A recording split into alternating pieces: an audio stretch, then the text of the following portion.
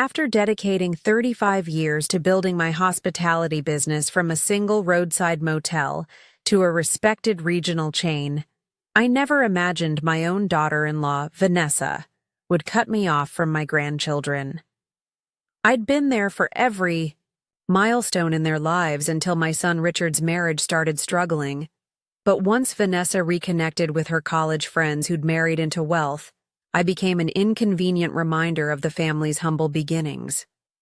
What she didn't know was that the luxurious Sapphire Cove beach house where she desperately wanted to host her friend group's summer reunion had been my private sanctuary for the past decade, a secret retreat I'd kept even from my family. Before we jump back in, tell us where you're tuning in from, and if this story touches you, make sure you're subscribed, because tomorrow I've saved something extra special for you. I still remember the day my 7-year-old granddaughter Emma's tearful voice came through the phone. "Grandma, Mommy says we can't see you anymore." The confusion and hurt in that small voice cut deeper than any business setback I'd ever faced. Just hours later, I received a text message from Vanessa herself, not to explain why she'd banned me from my grandchildren's lives, but to ask if I knew anyone who might rent out a high-end beach property for her upcoming vacation with friends. She had no idea she was messaging the owner of the very property her wealthy friend had spotted online and recommended. For 3.5 decades, I had poured everything into creating a legacy for my family. I started with nothing but determination and a talent for making people feel welcome. My journey began in the struggling town of Millfield, where my parents ran a small diner that barely kept food on our own table. I learned the value of hard work and hospitality by their side, watching how they treated every customer like family even when our own finances were falling apart. When I was just 23, with a business degree from the local community college and more ambition than capital, I spotted an opportunity, a run-down 12-room motel on the outskirts of town, its owner eager to retire. The banks laughed at my proposal. A young woman with no collateral had no business buying even a failing motel. But I persisted, working 3 jobs and eventually convincing the owner to finance the sale himself with a down payment I'd scraped together from years of saving. Those early years nearly broke me. I worked the front desk by day and cleaned rooms by night, sleeping only a few hours on a cot in the storage room. I couldn't afford staff, so I learned to be everything: receptionist, housekeeper, maintenance worker, accountant, and marketing department. The previous owner had let the property deteriorate, so I taught myself basic plumbing and electrical work from library books, renovating 1 room at a time with materials purchased from discount stores and estate sales. Eleanor's Place, named it after my mother, who had always believed in my dreams even when they seemed impossible. Slowly, through sheer determination and a commitment to cleanliness and comfort that outshone the motel's modest appearance, I built a loyal clientele. Traveling salespeople recommended my place to colleagues. Families passing through would book months in advance for their annual vacations. Within 5 years, I had not only paid off the original owner, but had saved enough to purchase the vacant lot next door. That's where I met Daniel, a contractor hired to evaluate the expansion potential. Handsome, kind, and impressed by what I'd accomplished on my own, he saw potential in both the property and in me. Our courtship was swift but genuine, and within a year, we were married and working side by side to grow Eleanor's Place into something truly special. Preparing and narrating this story took us a lot of time, so if you are enjoying it, subscribe to our channel. It means a lot to us. Now back to the story. With Daniel's construction knowledge and my hospitality instincts, we transformed the modest motel into a charming inn with 25 rooms. Our reputation for exceptional service spread, and when a struggling roadside motel came up for sale in the neighboring town, we took our biggest risk yet, leveraging everything to acquire it. Daniel questioned my timing. I was 7 months, pregnant with our son Richard. "This is for our child's future," I told him, one hand resting on my swollen belly. "Every property we build becomes their inheritance." And I meant it.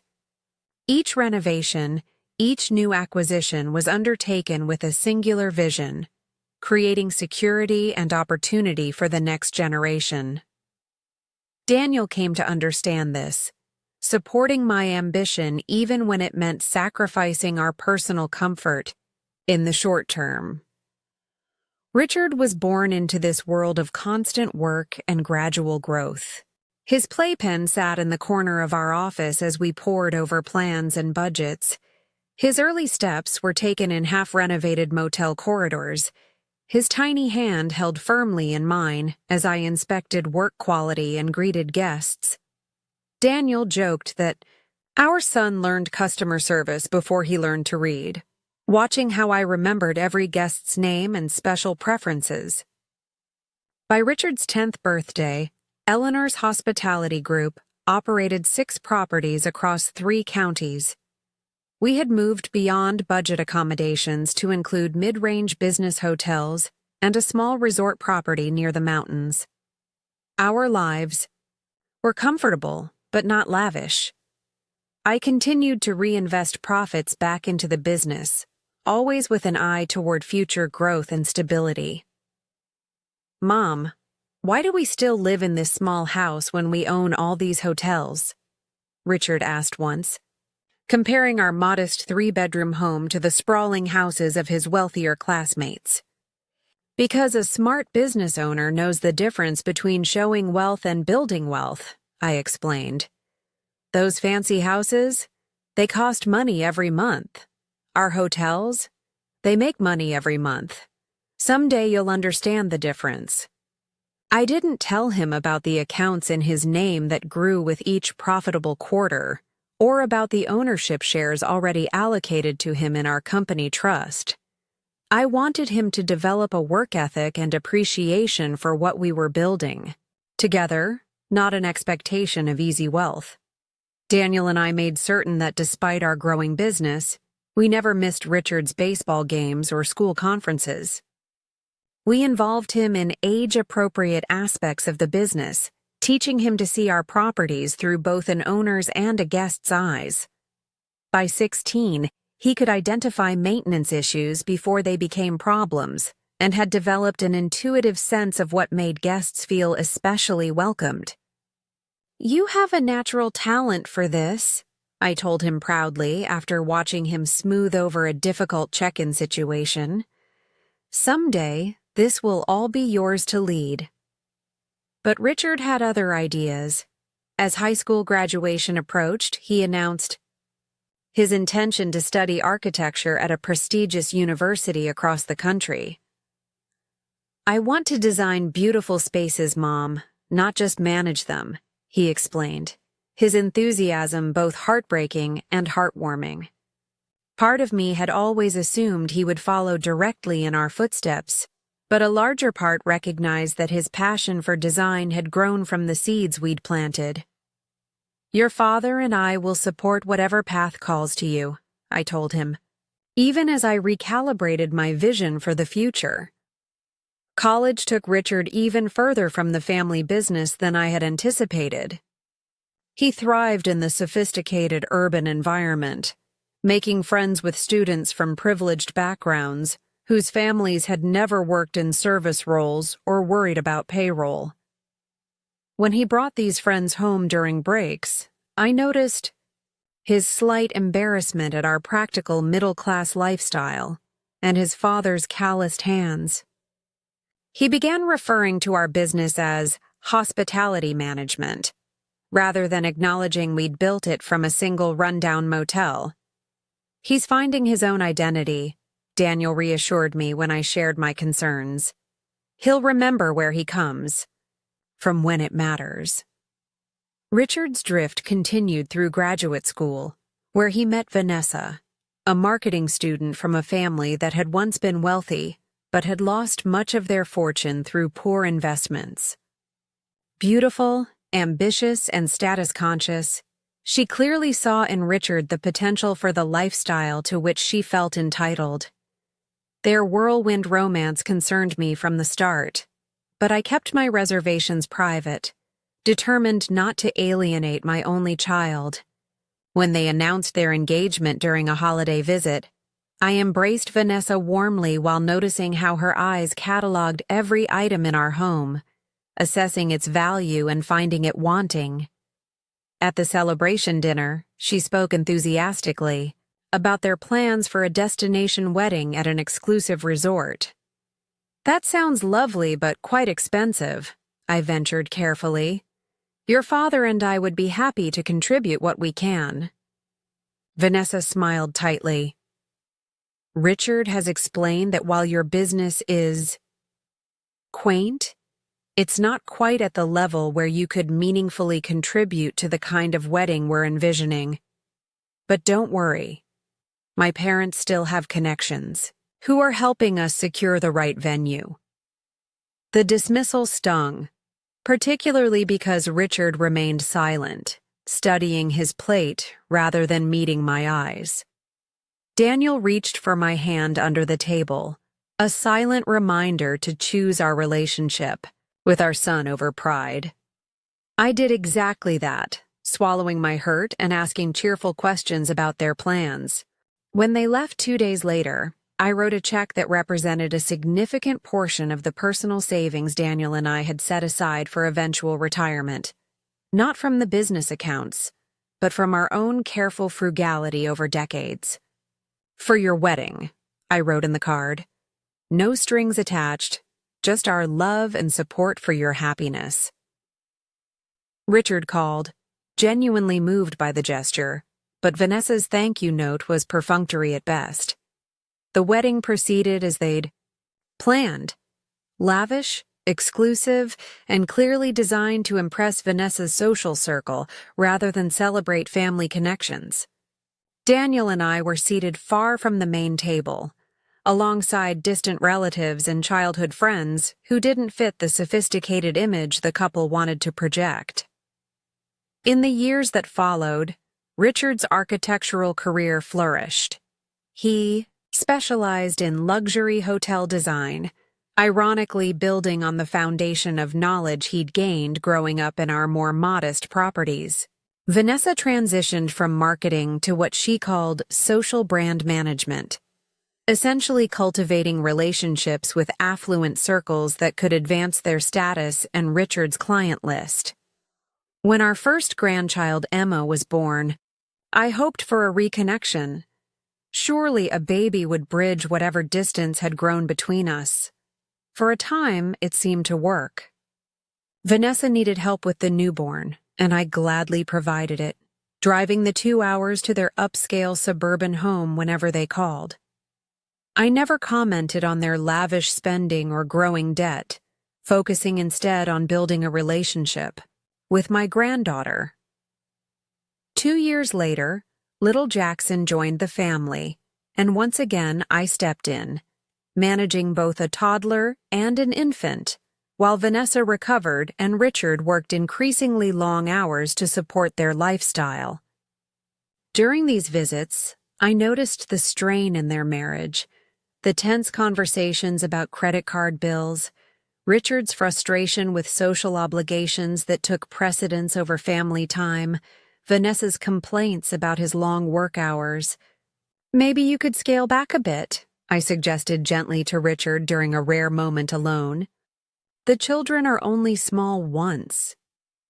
"We have commitments, Mom," he replied tersely. "The mortgage, the country club membership, the children's trust funds. I don't expect you to understand the pressure I'm under to provide a certain kind of life."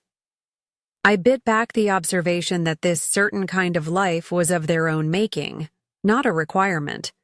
Instead, I continued to support them in whatever ways they permitted, treasuring my time with Emma and Jackson, who showed none of their parents' status consciousness and loved nothing more than baking cookies with me in their gourmet kitchen. That was rarely used otherwise. It was during this period that I made a decision that would later prove fateful.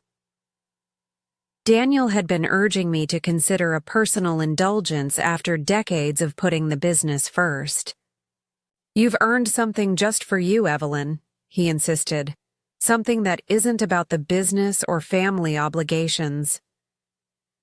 The opportunity arose when a beachfront property came on the market in Sapphire Cove, a secluded community known for its pristine shoreline and exclusivity. The 3-bedroom cottage needed significant renovation, but occupied one of the most beautiful stretches of private beach on the East Coast.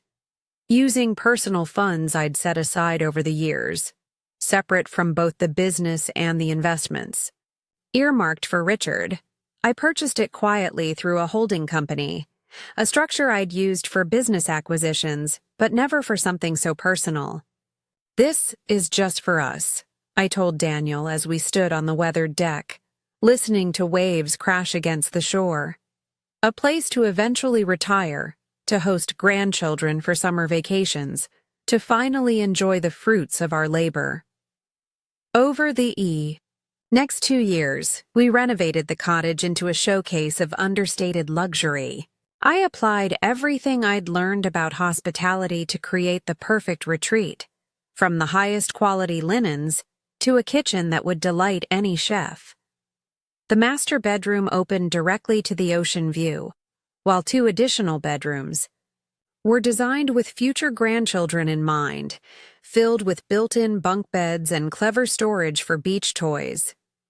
I kept the property's existence private, not out of secrecy, but because it represented something deeply personal. The first significant possession I'd acquired purely for enjoyment rather than as a business investment. Daniel understood this need to have something that was just ours after a lifetime of building for others. Even Richard remained unaware, partly because his visits home had become increasingly rare and brief. As the children grew, my relationship with them deepened, despite the limited time Vanessa allowed. Emma, now 5, would call me for bedtime stories when Richard worked late. Jackson, at 3, delighted in the special games and songs I created just for him. I maintained hope that whatever tension existed between Vanessa and me would ease as she saw how much I loved her children and supported their family. Then came Daniel's diagnosis: aggressive pancreatic cancer, already in advanced stages by the time symptoms appeared. Everything stopped as I turned my full attention to his care, temporarily delegating business responsibilities to our capable management team. Richard visited several times during the 4-month decline, but always briefly, always with explanations about pressing work commitments that prevented longer stays. Vanessa came only once, bringing the children but remaining visibly uncomfortable in the presence of serious illness. She kept checking her watch, mentioning an important social event that evening. When Daniel asked to speak privately with his grandchildren, sharing special memories and gentle wisdom, she interrupted after 10 minutes, declaring it too emotional for them. After Daniel passed, Richard appeared genuinely grieving at the funeral but left immediately afterward, citing client deadlines. It was Vanessa who pulled me aside with unexpected news. "Richard and I are having some difficulties," she confided, her voice lowered. "I've suggested a trial separation. He'll be moving out next week." I was stunned, not by the marital problems, which had been evident for years, but by her timing in sharing this information and her apparent lack of consideration for what I was going through. "I'm sorry to hear that," I managed. "How are Emma and Jackson handling it?" "They don't know yet," she replied dismissively. "Children are resilient, but I wanted to let you know that while we sort things out, it would be better if you didn't visit or call as frequently.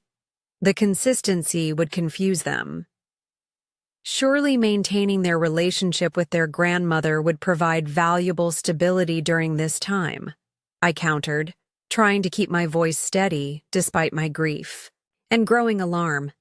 Her expression hardened. Richard and I will decide what's best for our children. I'm sorry about Daniel, truly, but I need to focus on my family's needs right now. In the fog of bereavement that followed, I tried to respect their space while sending cards and small gifts to the children to maintain some connection. My calls went increasingly unanswered. My text messages received brief, non-committal responses. When I finally reached Richard directly, his explanation was vague at best. Vanessa feels it's important to present a united front during the separation, he said. Having extended family involved complicates things. I'm not extended family, I reminded him, hurt beyond measure. I'm your mother and their grandmother. I know, Mom, but Vanessa has strong feelings about this. And right now, keeping things amicable with her is my priority for the kids. It's okay. I retreated, giving them the space they claimed to need while focusing on healing my own heart after Daniel's loss. The business provided necessary distraction as I stepped fully back into leadership, but the evenings were desperately lonely. Increasingly, I found myself driving to Sapphire Cove, finding solace in the sound of waves and the memory of Daniel's presence there. It was during one of these solitary weekends, nearly 6 months after Daniel's passing, that Emma's call came through. The first direct contact I'd had with my grandchildren since the funeral. Grandma. Her small voice quavered on the line. Mommy says we can't see you anymore. My heart constricted. Did she say why, sweetheart? She said you and Daddy had a fight about money, and you don't want to be part of our family. The child's confusion was evident, her 7-year-old mind trying to make sense of adult complexities. Emma, that's not true at all, I said carefully, mindful of not putting her in the middle while still needing her to know the truth. I love you and Jackson more than anything in the world. There's been no fight. Sometimes grown-ups have complicated feelings, but nothing could ever change how much I love you. I heard Vanessa's voice in the background, then Emma's rushed "I have to go" before the line went dead. My hand shook as I set down the phone, shock giving way to a bewildering mix of anger and heartbreak. What possible fight about money could Vanessa be referring to? Richard and I had had no such confrontation. In fact, I had deliberately avoided discussing finances with him during this difficult period, assuming he had enough stress without adding to it. My call to Richard went straight to voicemail. I left a message asking, no, pleading, for clarification. Hours later, his text response was brief and devastating. Mom, I think it's best if we all take some space right now. Vanessa is doing her best in a difficult situation. Please respect our boundaries with the kids for the time being. Boundaries. As if a grandmother's love was something dangerous that needed containment. I spent that night walking the shoreline of my private beach, waves erasing my footprints as surely as my son and daughter-in-law seemed determined to erase me from their children's lives. The following morning, still reeling from this unexplained excommunication, I received a text message from an unknown number. Eleanor, this is Vanessa. I know we haven't been in close touch lately, but I'm trying to plan a special vacation for some friends from college and their families. One mentioned seeing a gorgeous property in Sapphire Cove online, but it's apparently booked years in advance. With your connections in the hospitality industry, I wondered if you might know the owner or someone who could help us secure a similar luxury beach house for 2 weeks in July. It would mean so much to me to be able to host this gathering properly. The irony might have been laughable if it wasn't so painful. After cutting me off from my own grandchildren, Vanessa's first direct communication was to request a favor, access to a luxury property to impress her wealthy friends, and not just any property, but my private sanctuary, the one place that still held Daniel's presence for me. I stared at the message for a long time, my finger hovering over the delete button. It would be so easy to ignore her request, to deliver the silent treatment she had been giving me. But something stopped me. Not just the ironic coincidence, but a seed of possibility. Perhaps this unexpected connection offered a path to reconciliation, a way back to Emma and Jackson. Before responding, I needed to understand exactly what was happening in my son's household. Why had I been abruptly cut off? What fight about money had been invented to explain my absence to the children? With a clarity born from decades of business negotiations, I recognized that I needed more information before deciding how to proceed. I called my longtime attorney, Michael, who had handled both business and personal matters for Daniel and me for over 20 years. "I need a private investigator," I told him, explaining the situation. "Not to spy, but to help me understand what's really going on before I make my next move."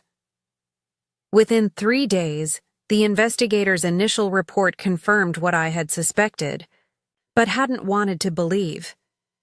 Richard and Vanessa weren't separated at all. They were living together as usual.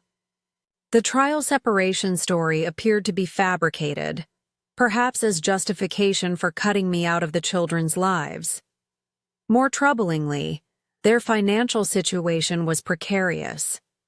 Richard's architectural firm was struggling after losing several major clients, and Vanessa's spending had continued unabated despite the reduced income. They were 3 months behind on their mortgage, using credit cards to maintain appearances, and had recently been denied a home equity loan due to existing debt. The investigator noted that Vanessa had been actively seeking ways to host an upcoming reunion with her college friends, women who had all married into significant wealth and with whom she was desperate to maintain connections. This explained her sudden outreach to me, but not why I had been branded persona non grata in my grandchildren's lives. The investigator promised to continue digging, but I already had enough information to form a response to Vanessa's request. After careful consideration, I composed a deliberately ambiguous reply. "Vanessa, what a coincidence that you should ask. I might be able to help with a Sapphire Cove property. The owners are very selective, but I have some influence in this case. Could we meet in person to discuss the possibilities? Perhaps over lunch tomorrow?" Her response came almost immediately, eager, almost effusive in its sudden warmth. We arranged to meet at an upscale restaurant halfway between our homes, one I knew she would find suitably impressive for her image. That night, alone in the beach house that Vanessa coveted without knowing it was mine, I contemplated my approach. This wasn't about revenge or teaching a harsh lesson. It was about finding a path back to my grandchildren and, hopefully, helping my son see the destructive pattern his marriage had fallen into. Whatever I decided would need to serve those larger purposes, not simply satisfy my hurt feelings. As I stood on the deck, watching moonlight shimmer across the water, I felt Daniel's presence more strongly than I had since his passing. "What would you do?" I whispered to the night air. The answer came not in words, but in a sense of calm determination. Daniel had always believed in addressing problems directly, but with compassion. He would want me to be both truthful and kind, firm, yet open to reconciliation. With that guidance in my heart, I prepared for what might be the most important negotiation of my life, not for a property or a business deal, but for the future of my relationship with my family. The beach house, as I had named the property, had been created as a gathering place for loved ones. Perhaps it would fulfill that purpose after all, though in a way I could never have anticipated. The following morning, I dressed carefully in understated quality, a silk blouse and tailored pants that signaled success without flashiness. I wore the simple pearl necklace Daniel had given me on our 30th anniversary, a touchstone of his love and wisdom as I navigated this difficult conversation. As I drove to meet Vanessa, I reminded myself of what was truly at stake. This wasn't about proving my worth or asserting dominance. It was about finding a way back to Emma and Jackson, about helping Richard remember the values he'd been raised with, and perhaps even about offering Vanessa a chance to see beyond the superficial trappings she seemed to value so highly. With those intentions firmly in mind, I parked my car and walked into the restaurant, prepared to reveal that the beach house she so desperately wanted access to belonged to the very woman she had deemed unworthy of seeing her own grandchildren. I arrived at the upscale restaurant 20 minutes early, a habit formed through decades of business meetings. The maitre d' led me to a quiet corner table with a view of both the entrance and the lush garden beyond the windows. I ordered a sparkling water and used the time to center myself, remembering my purpose. Not confrontation for its own sake, but creating a path back to my grandchildren. Vanessa swept in precisely 7 minutes late. Not enough to be rude, but sufficient to establish her perceived importance. She wore designer sunglasses pushed atop her perfectly highlighted hair, a cashmere sweater that likely cost more than most people's monthly rent, and the desperate smile of someone whose carefully constructed facade was beginning to crack under financial pressure. "Eleanor!"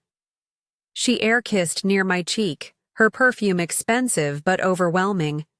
"It's been too long. You look, well..." The slight pause conveyed her assessment that I looked exactly as she expected.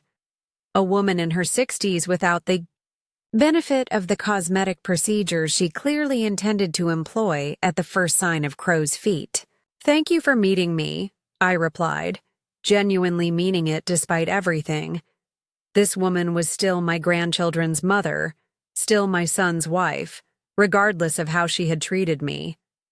"How are Emma and Jackson?" A flicker of discomfort crossed her face before the polished mask returned. "They're wonderful.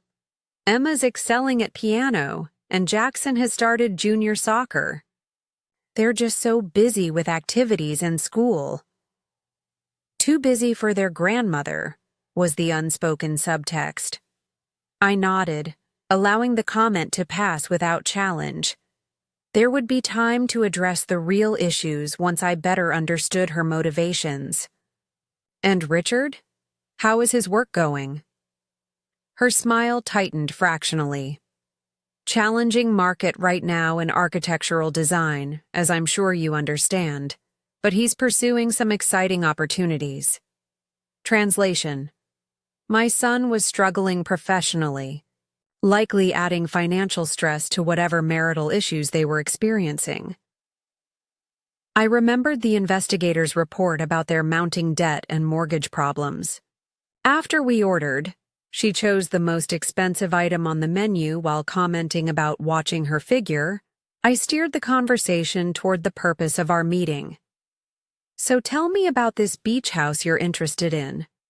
What exactly are you looking for?" Vanessa leaned forward, suddenly animated. "It's this absolutely stunning property in Sapphire Cove. Catherine, you remember her from our wedding, married to that hedge fund manager? She spotted it online. Apparently, it's almost impossible to book, which of course makes it all the more desirable." She laughed lightly at this admission of status seeking. "It's called the Beach House. Simple name but absolutely exclusive. 3 bedrooms, private stretch of beach, incredible kitchen. Catherine said the interior design is straight, out of Architectural Digest but somehow still casual elegant." My heart gave a small lurch. She was describing my sanctuary in perfect detail, right down to the name I'd chosen for its understated simplicity. The property was listed on an ultra-exclusive rental site that required member referrals, but I'd never actually made it available, maintaining the listing only to establish its market value for insurance purposes. And you need this specific house for... What was it again? I asked, though I knew perfectly well. My college roommate group's 15th reunion, she explained, her eyes gleaming with an almost desperate excitement. We try to get together every few years, but this is special. Everyone's bringing their families this time. Husbands, children. There are 4 of us from the original suite. And well. She hesitated, then continued with forced casualness. They've all done extremely well. Married very successfully, you know. I did know. The investigator's report had detailed her friend's circumstances. One married to a tech executive, another to a plastic surgeon with celebrity clients, the third to the hedge fund manager she'd mentioned. All lived lifestyles well beyond what Richard and Vanessa could authentically afford. Yet Vanessa had been straining for years to present herself as their equal. Catherine insisted we use her family's compound in the Hamptons, Vanessa continued. But I wanted to host this year, to show them. Well, to create a special experience for everyone. Her voice held a note of desperation beneath the practiced enthusiasm. The dates are July 10th through 24th. That's the only time everyone could coordinate with their various commitments in Europe and Asia. I took a careful sip of water. That's quite specific. And this gathering is important to you? It's essential, she said, her composed facade cracking slightly. These connections. You don't understand how valuable they are for Richard's career. Catherine's husband has development projects that could really use Richard's design expertise. Jane's husband practically owns half of Beverly Hills and is always looking for architects who understand luxury clientele. The calculation was so transparent it was almost painful to witness. This wasn't about friendship or genuine connection. It was networking disguised as a social gathering, desperation masked as hospitality. I see, I said quietly. And you thought I might know the owners of this particular property? Well, you've been in the hospitality business forever, she replied, not noticing how her dismissive tone undermined her attempt at flattery. I figured you must have connections with property owners in most resort areas. And honestly, Eleanor, I wouldn't ask if it wasn't absolutely crucial. This could change everything for us, for the children's future. Invoking the children, my grandchildren, whom she had deliberately kept from me for months, was either stunning in its insensitivity or manipulative in its calculation. Possibly both. I studied her face, searching for any awareness of the irony in asking for my help while simultaneously cutting me out of my grandchildren's lives. There was none. In Vanessa's compartmentalized moral universe, these were entirely separate matters. Her need for a prestigious vacation property had no connection to her decision to sever my relationship with Emma and Jackson. Before we discuss the beach, house further, I said carefully, I'd like to understand something. Emma called me several months ago, quite upset, saying you had told her I couldn't see her anymore. She mentioned something about a fight over money between Richard and me, a fight that never occurred. Vanessa's expression froze, then shifted to practiced concern. Children misunderstand things, Eleanor. Richard felt it was better to give everyone some space after Daniel's passing. You were grieving, we were dealing with various issues. It seemed simpler. Simpler than the truth? I asked quietly. She sighed dramatically. Look, I don't want to get into family dynamics. Right now, I came to discuss the beach house opportunity. If you can help, wonderful.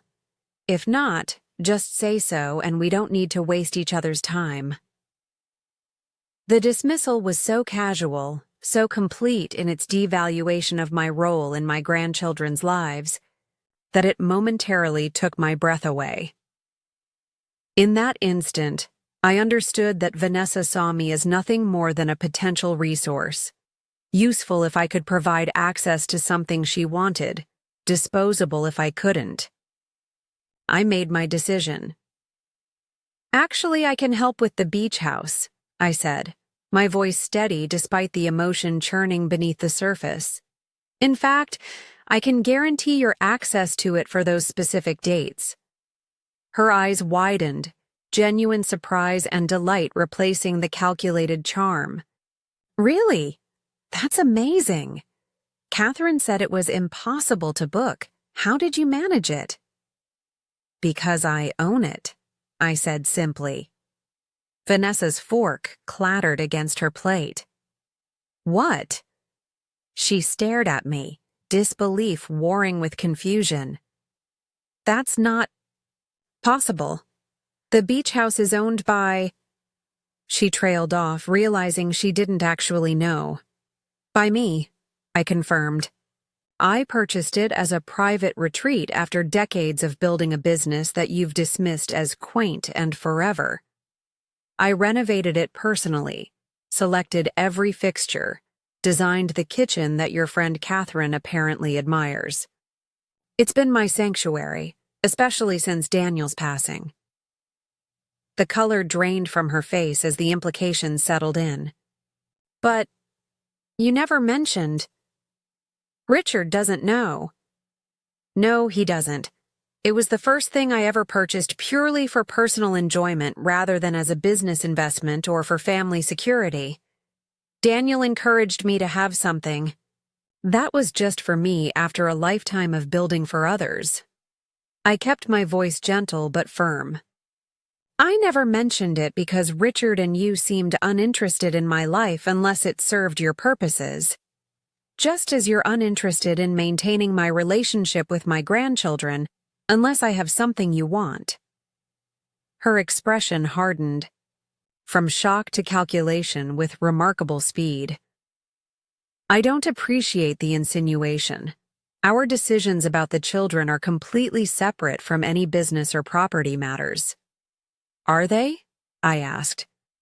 Then perhaps you can explain why Emma believes her grandmother and father had a fight about money, a fight that never happened, or why I've been unable to send birthday gifts or make phone calls for the past 6 months. Vanessa pushed her salad around her plate, buying time. When she looked up, her strategy had clearly shifted. Eleanor, I can see how this situation might seem connected from your perspective. But Richard and I have been protecting the children during a difficult transition. His business has faced some challenges, as I'm sure you've gathered. Pride is a powerful thing. He didn't want to come to his mother for help.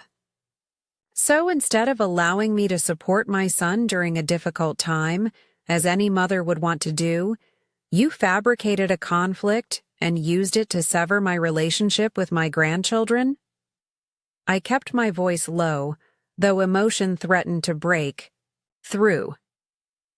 Do you understand what that has done to them? To me? For the briefest moment, something like shame flickered across her face before the defensive mask returned. You're oversimplifying a complex situation. Richard agreed that some distance would be best until we sorted things out. Did he? I wondered aloud. Or did he simply go along with your decision, as he's done so often in your marriage? Her eyes narrowed. I don't think you understand modern relationships, Eleanor. Richard and I are partners. We make decisions together.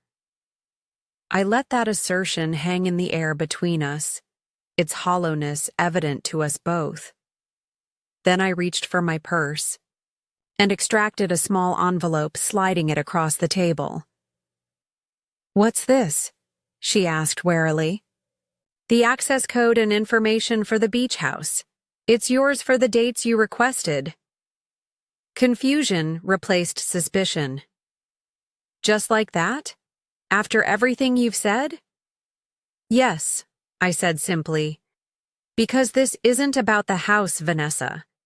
It never was. It's about family, the family you've kept from me." She reached for the envelope, but I kept one finger resting on it.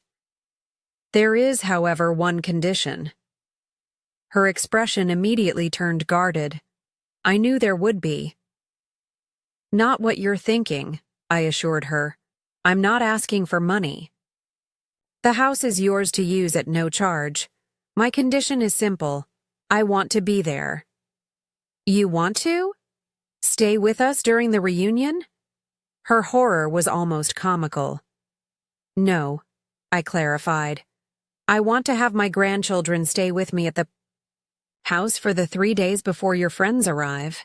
Time for us to reconnect, to bake cookies in that kitchen Catherine admires so much, to build sandcastles on that private beach.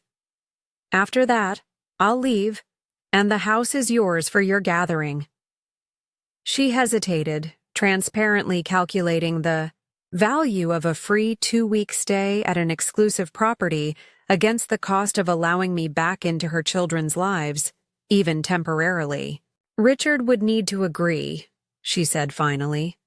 "Of course," I replied.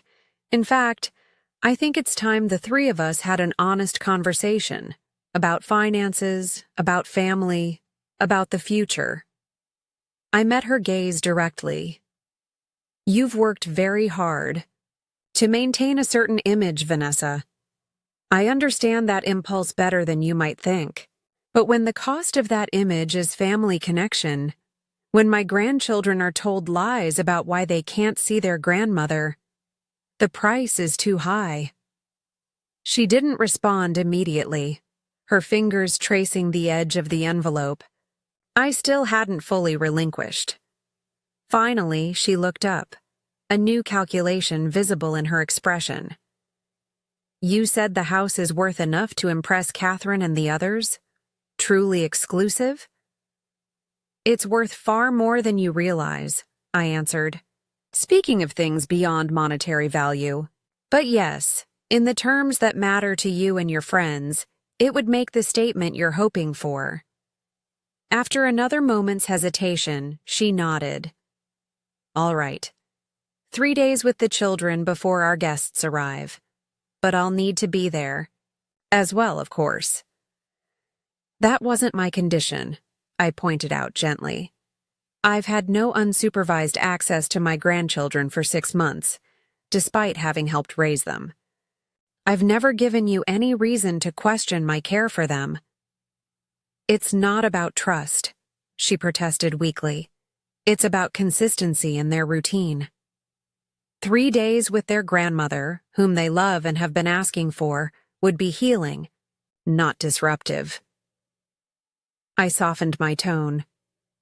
"But if you're uncomfortable, you're welcome to stay nearby. There's a lovely inn just 10 minutes from the property. You could visit during the days." I could see her weighing the concession, trying to find a face-saving way to accept what she desperately wanted while yielding as little as possible. "I suppose that might work," she said finally, assuming Richard agrees. "I'm glad to hear that," came a familiar voice from behind me. We both turned in surprise.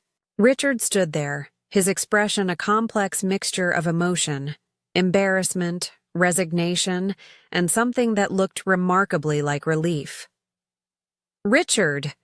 Vanessa's shock quickly morphed to nervous animation. "What are you doing here? How did you find us?" My son, tall like his father, with the same kind eyes now shadowed by stress and conflict, pulled up a chair and sat heavily. "Mom asked me to come," he said quietly. "She called me last night." Vanessa's gaze snapped back to me, betrayal evident in her expression. "You planned this? After I trusted you with—" "Yes," I interrupted calmly. "I called my son because we need to have an honest family conversation, not one filtered through misunderstandings and manipulations. And Richard deserved to hear directly what's been happening." "You had no right," she began, but Richard placed his hand gently on hers. "No, Vanessa. Mom did exactly what I should have done months ago, insisted on honest communication." He turned to me, regret evident in his expression. "I've known about the beach house for nearly a year. Dad told me before he died. Made me promise not to mention it until you were ready to share it. He was so proud of what you'd created there. Said it was the first thing you'd ever done purely for yourself." Tears pricked at my eyes. Daniel had kept my confidence but prepared our son for the eventual revelation. Even in his final months, he had been thinking of family harmony. "You knew?" Vanessa's disbelief was tinged with anger. "And you never told me?" "It wasn't my secret to tell," Richard answered simply. "But that's not the real issue here, is it? We need to talk about why you told our children they couldn't see their grandmother. Why you invented a conflict that never happened." Vanessa's composure cracked, real emotion breaking through for the first time. What was I supposed to tell them? That their father's business is failing? That we might lose our house? That all the things we've promised them, the summer camps, the private schools, the college funds, are in jeopardy because you lost the Westlake account? Richard flinched at the public acknowledgement of his professional struggles, but he didn't back down. "We could have told them that times are tough, but we're facing it as a family. That sometimes adults need to refocus on what matters most." He looked at me, genuine remorse in his eyes. "That their grandmother is one of the strongest, most resourceful people we know, and exactly who we should be turning to when things get difficult, not pushing away. She built herself up from—" "Nothing," Vanessa countered, her voice low but intense. "She'd just tell us to do the same. To live within our means, to give up the lifestyle we've worked so hard to achieve." "Is that what you think of me?" I asked, genuinely surprised by her assessment. "That I would judge you for struggling? That I wouldn't understand the desire to provide the best for your children?" "You've always been so practical," she said, managing to make the word sound like an insult. "So focused on value and fundamentals.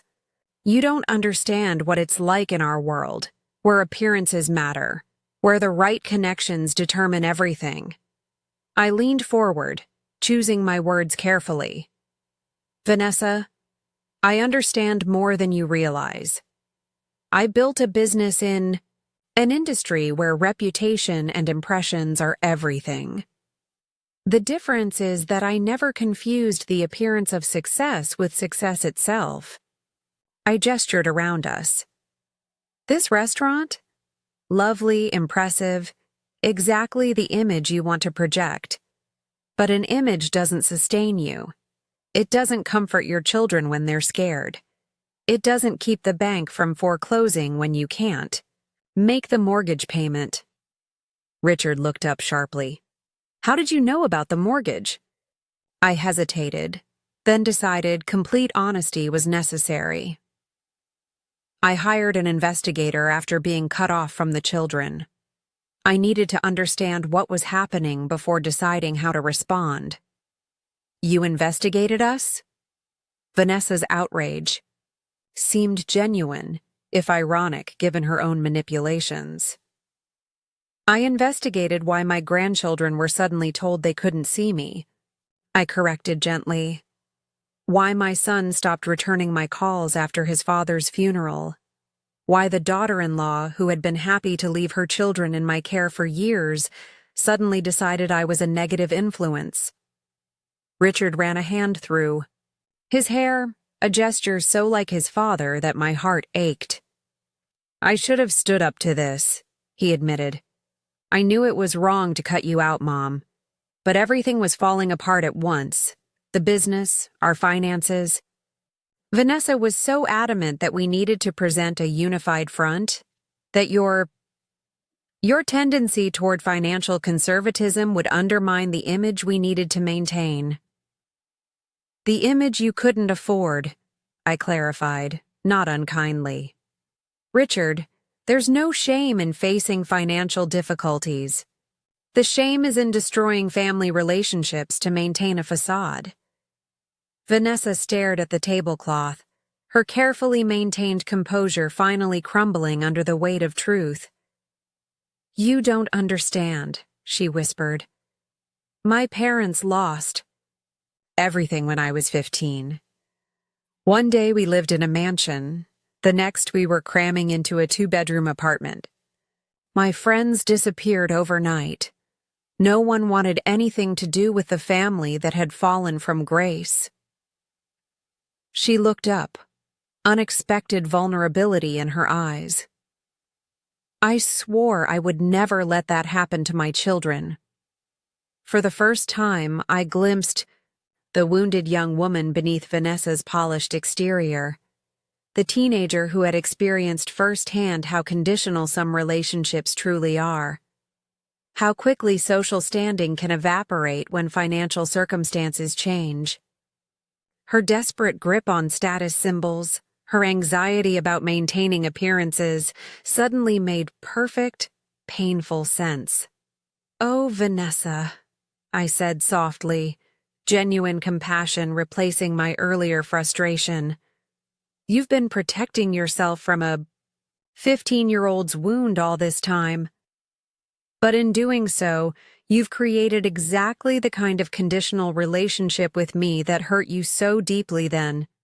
You decided I would reject you if you were struggling, so you rejected me first." Richard reached for his wife's hand, his own expression softening with understanding. "You never told me that's why you were so adamant about cutting Mom out. I thought it was just about maintaining our image with your friends." "It is that," she admitted, tears threatening. "But it's also, I couldn't bear for the children to see the same thing happen to us that happened to my family. The whispers, the pity, the slow withdrawal of invitations." She turned to me, her voice smaller than I'd ever heard it. "Your success reminds me of everything my parents lost, everything I'm terrified of losing again." In that moment, something fundamental shifted between us. Not forgiveness exactly. The pain of being separated from my grandchildren was too deep for instant healing.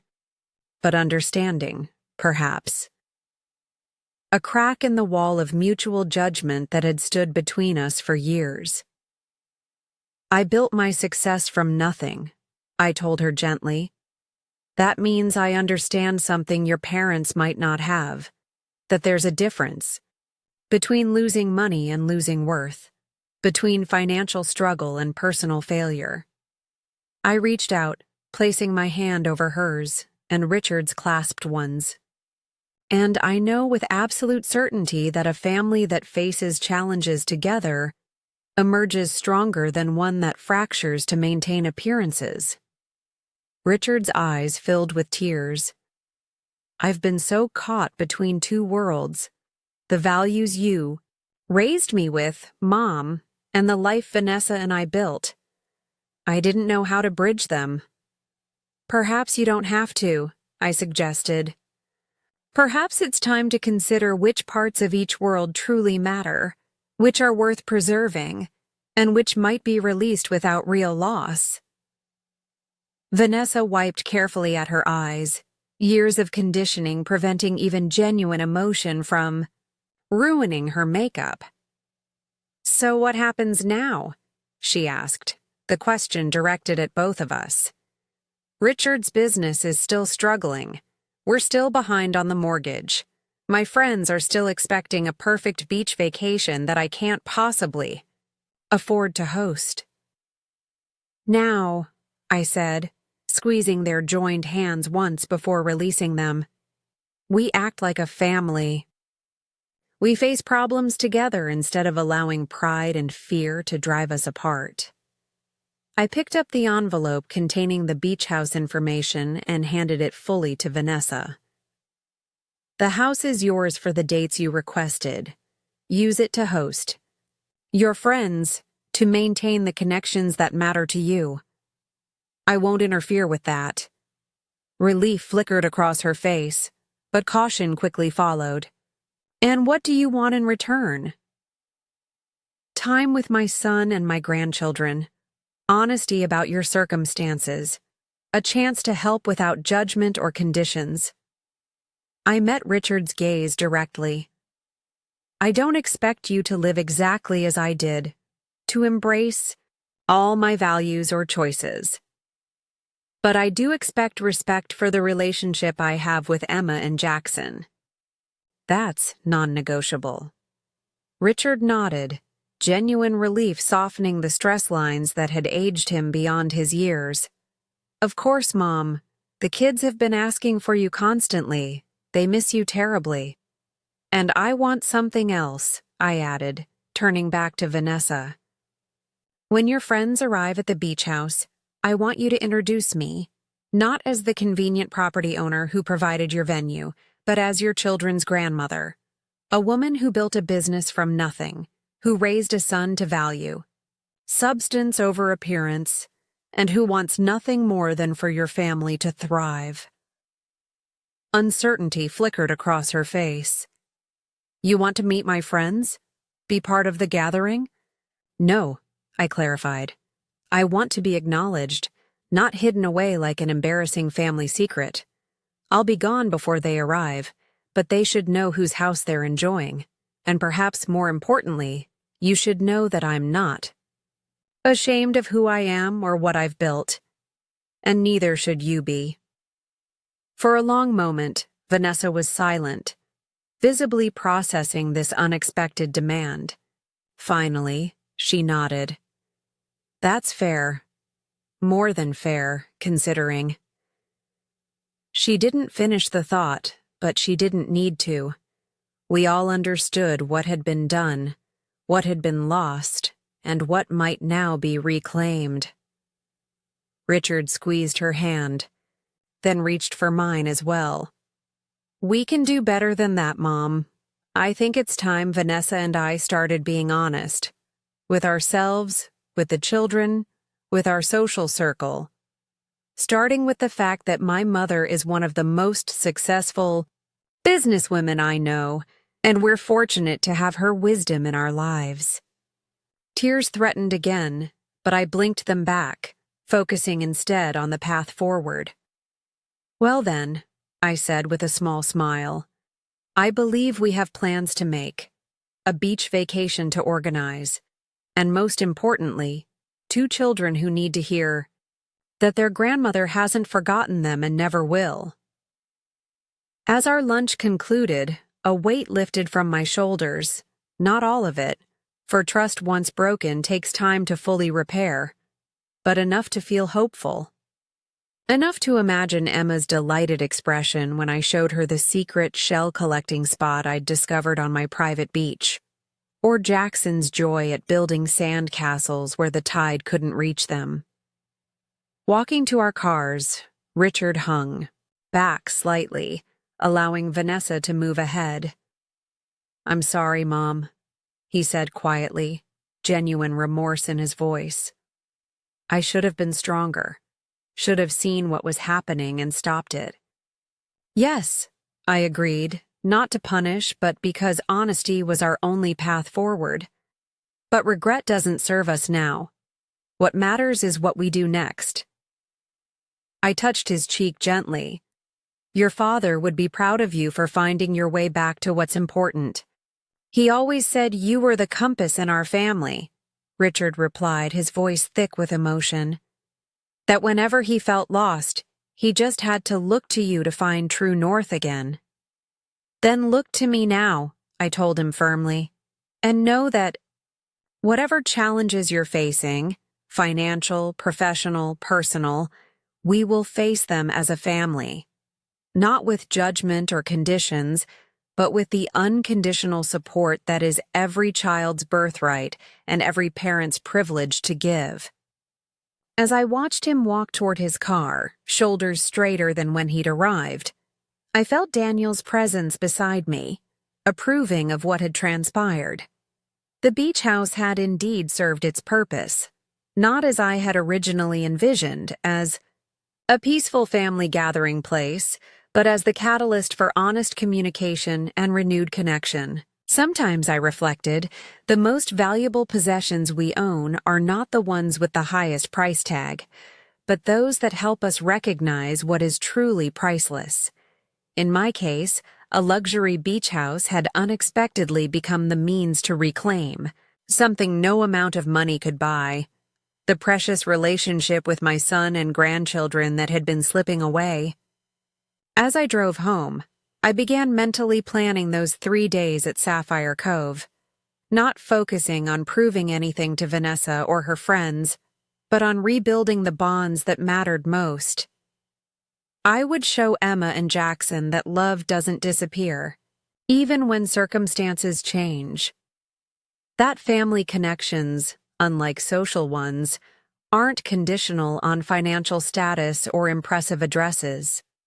And perhaps, in the process, I might help Vanessa understand that true security comes not from maintaining appearances, but from building relationships strong enough to withstand life's inevitable challenges. That the most valuable legacy we leave our children isn't a lifestyle, but the knowledge that they are loved unconditionally, regardless of success or failure. The beach house I had created as a sanctuary might now serve an even more important purpose, becoming the foundation for a new understanding in our family, one built on honesty, mutual respect, and the recognition that what binds us together is far stronger than the superficial differences that had driven us apart. The revelation that I owned, the beach house hung in the air between us like a suspended moment of truth. Richard's unexpected arrival had changed everything, bringing an authenticity to our conversation that couldn't be avoided or dismissed with Vanessa's usual social deflections. "You knew about Mom's beach house?" Vanessa turned to Richard, her voice sharp with accusation. "All this time? Even when we were struggling to find a venue for the reunion?" Richard sighed, running his hand through his hair, a gesture so like his father's that it made my heart ache. "Dad told me before he passed away, made me promise not to mention it until Mom was ready to share it herself. It was her private retreat, her one completely personal indulgence after decades of building everything for us." "And you kept that promise even when it could have solved our problems?" Vanessa's incredulity was tinged with a bitterness that revealed how deeply she viewed relationships as transactional. "Some promises matter more than convenience," Richard said quietly. "Dad asked me to respect Mom's privacy with his dying breath. That meant something to me." I reached for my son's hand, squeezing it gently in silent gratitude. Even in our estrangement, he had honored his father's wishes and my private boundaries. "Besides," Richard continued, his voice gaining strength, "the real issue isn't the beach house. It's why our children believe they can't see their grandmother because of some imaginary fight about money." Vanessa's posture stiffened, her defensive walls visibly rising. "We've been protecting them during a difficult time. They don't need to know about our financial problems." "By lying to them?" Richard challenged. "By cutting them off from someone who loves them unconditionally. How is that protection?" I watched this exchange with a complex mixture of emotions. Pride in my son's moral clarity, sorrow for the painful situation, and a growing determination to help heal this family fracture, rather than deepen it. "Perhaps," I suggested gently, We could focus on moving forward rather than assigning blame for what's happened. What matters now is restoring healthy relationships and addressing the real challenges you're facing. Richard nodded gratefully. Mom's right. Vanessa, we can't keep pretending everything's fine. The Westlake account is gone. We're 3 months behind on the mortgage. Your credit cards are maxed out. Vanessa's carefully maintained composure cracked further, tears threatening to spill despite her obvious effort to maintain control. You think I don't know that? Why do you think this reunion matters so much to me? Catherine's husband controls half the luxury developments in the Northeast. One commission from him could solve everything. Or, I offered carefully, you could accept help from family without the exhausting performance of perfection, without cutting off the very people who would stand by you regardless of your bank balance or address. Vanessa stared at her half-eaten salad, her shoulders rigid with tension. When she finally spoke, her voice was barely above a whisper. You don't understand what it's like to lose everything. To watch people who claim to be friends disappear the moment your lifestyle changes. Perhaps not exactly as you experienced it, I acknowledged. But I understand loss and struggle better than you might think. I built my first motel with my own hands, cleaning rooms myself while pregnant with Richard because we couldn't afford staff. I know what it means to lie awake wondering how you'll make payroll or cover a surprise repair bill.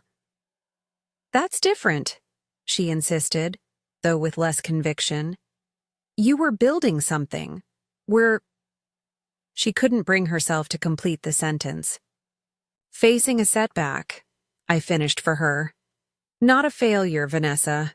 A setback. The difference is in how you respond to it. Richard leaned forward, his expression earnest. Mom, we really are in serious trouble. The mortgage company has sent final notices. I've been trying to land new clients, but architectural design is the first thing people cut in an economic downturn. We've been living beyond our means for too long. And now you have choices, I said firmly. Difficult ones, perhaps, but choices nonetheless. And you don't have to make them alone. A complicated silence settled over our table, heavy, with unspoken fears and possibilities. I could see Vanessa's mind working, calculating angles, weighing options. Richard simply looked exhausted, the weight of months of pretense finally lifting but leaving him drained in its wake. So what happens now? Vanessa finally asked, her voice small but practical. We still need the beach house for the reunion. We still need connections that could save Richard's business. We still have a mortgage we can't pay.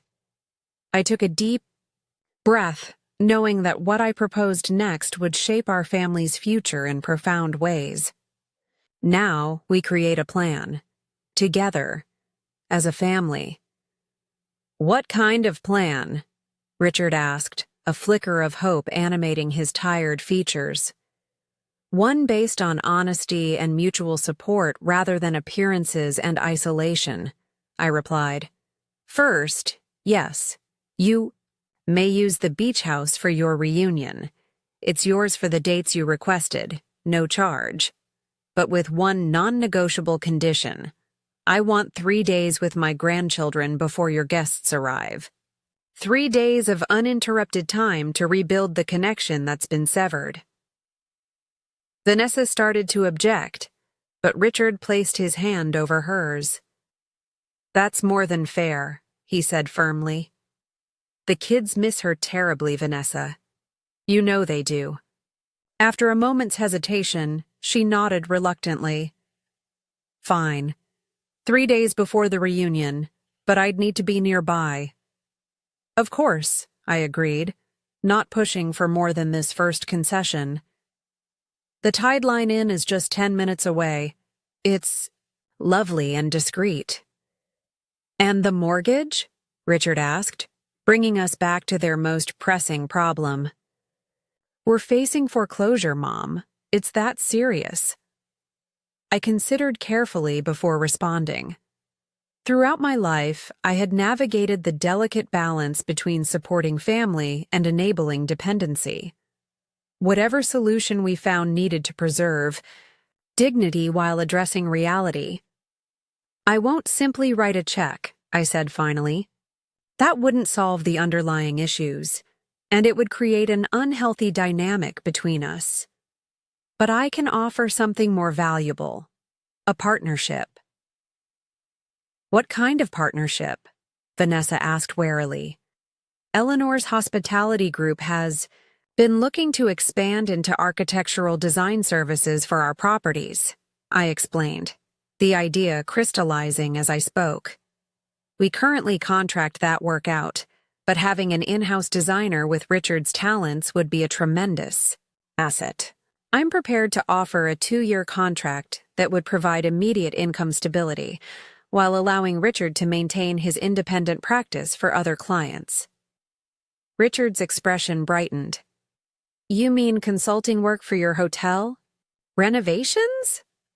More than consulting, I clarified. A genuine partnership. You'd have creative control over the design elements for all our properties, with guaranteed minimum billing hours. It wouldn't solve everything overnight, but it would provide a stable foundation while you rebuild your client base.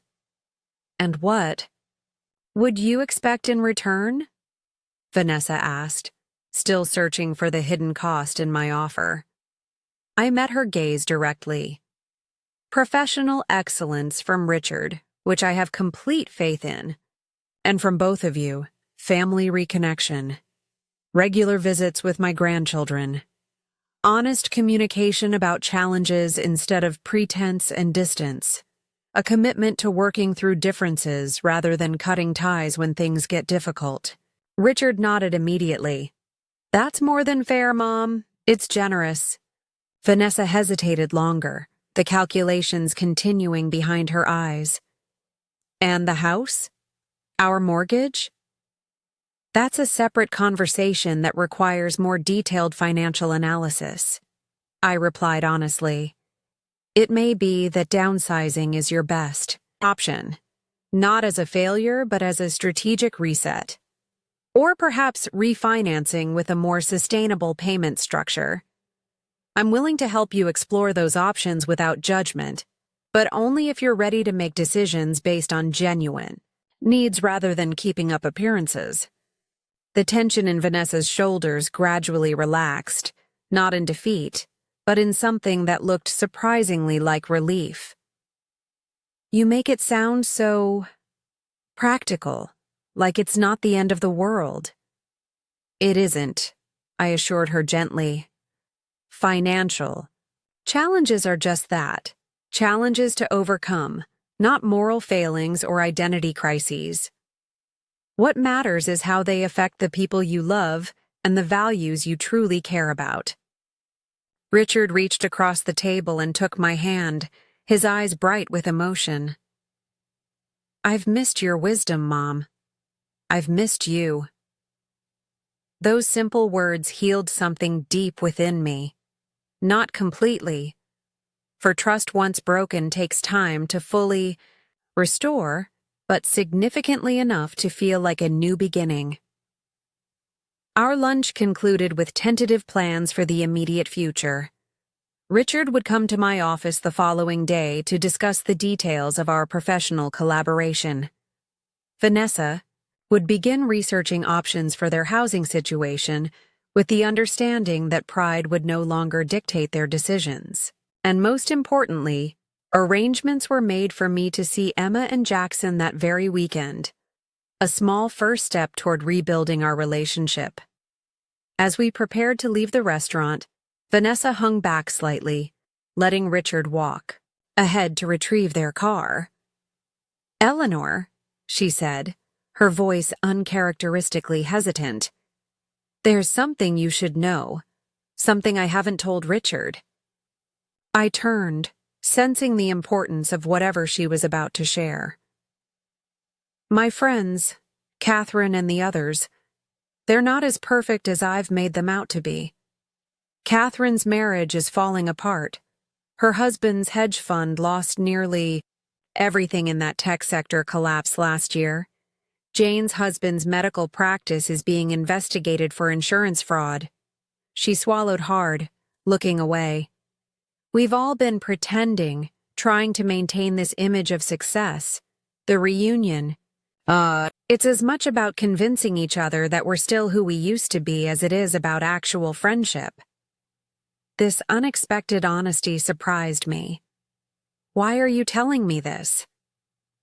Because, she said slowly, I'm starting to realize how exhausting it is. The constant performance, the fear of being discovered. Watching you today, how confident you are in your worth regardless of what anyone thinks, it made me wonder what I'm really so afraid of losing. It was the first genuine moment we'd ever shared, a tiny crack in the perfect facade she'd maintained for years. Rather than press the advantage, I simply nodded in acknowledgement of her truth. The people who truly matter don't disappear when circumstances change, I told her quietly. That's the difference between social connections and family bonds. One is conditional, the other endures through everything. She nodded, not quite meeting my eyes. I'll try to remember that. As I drove home that afternoon, the coastal highway unfurling before me, I felt a cautious optimism taking root. The conversation had been difficult but necessary, laying bare truths that had festered in silence for too long. While nothing was fully resolved, the path forward had at least become visible.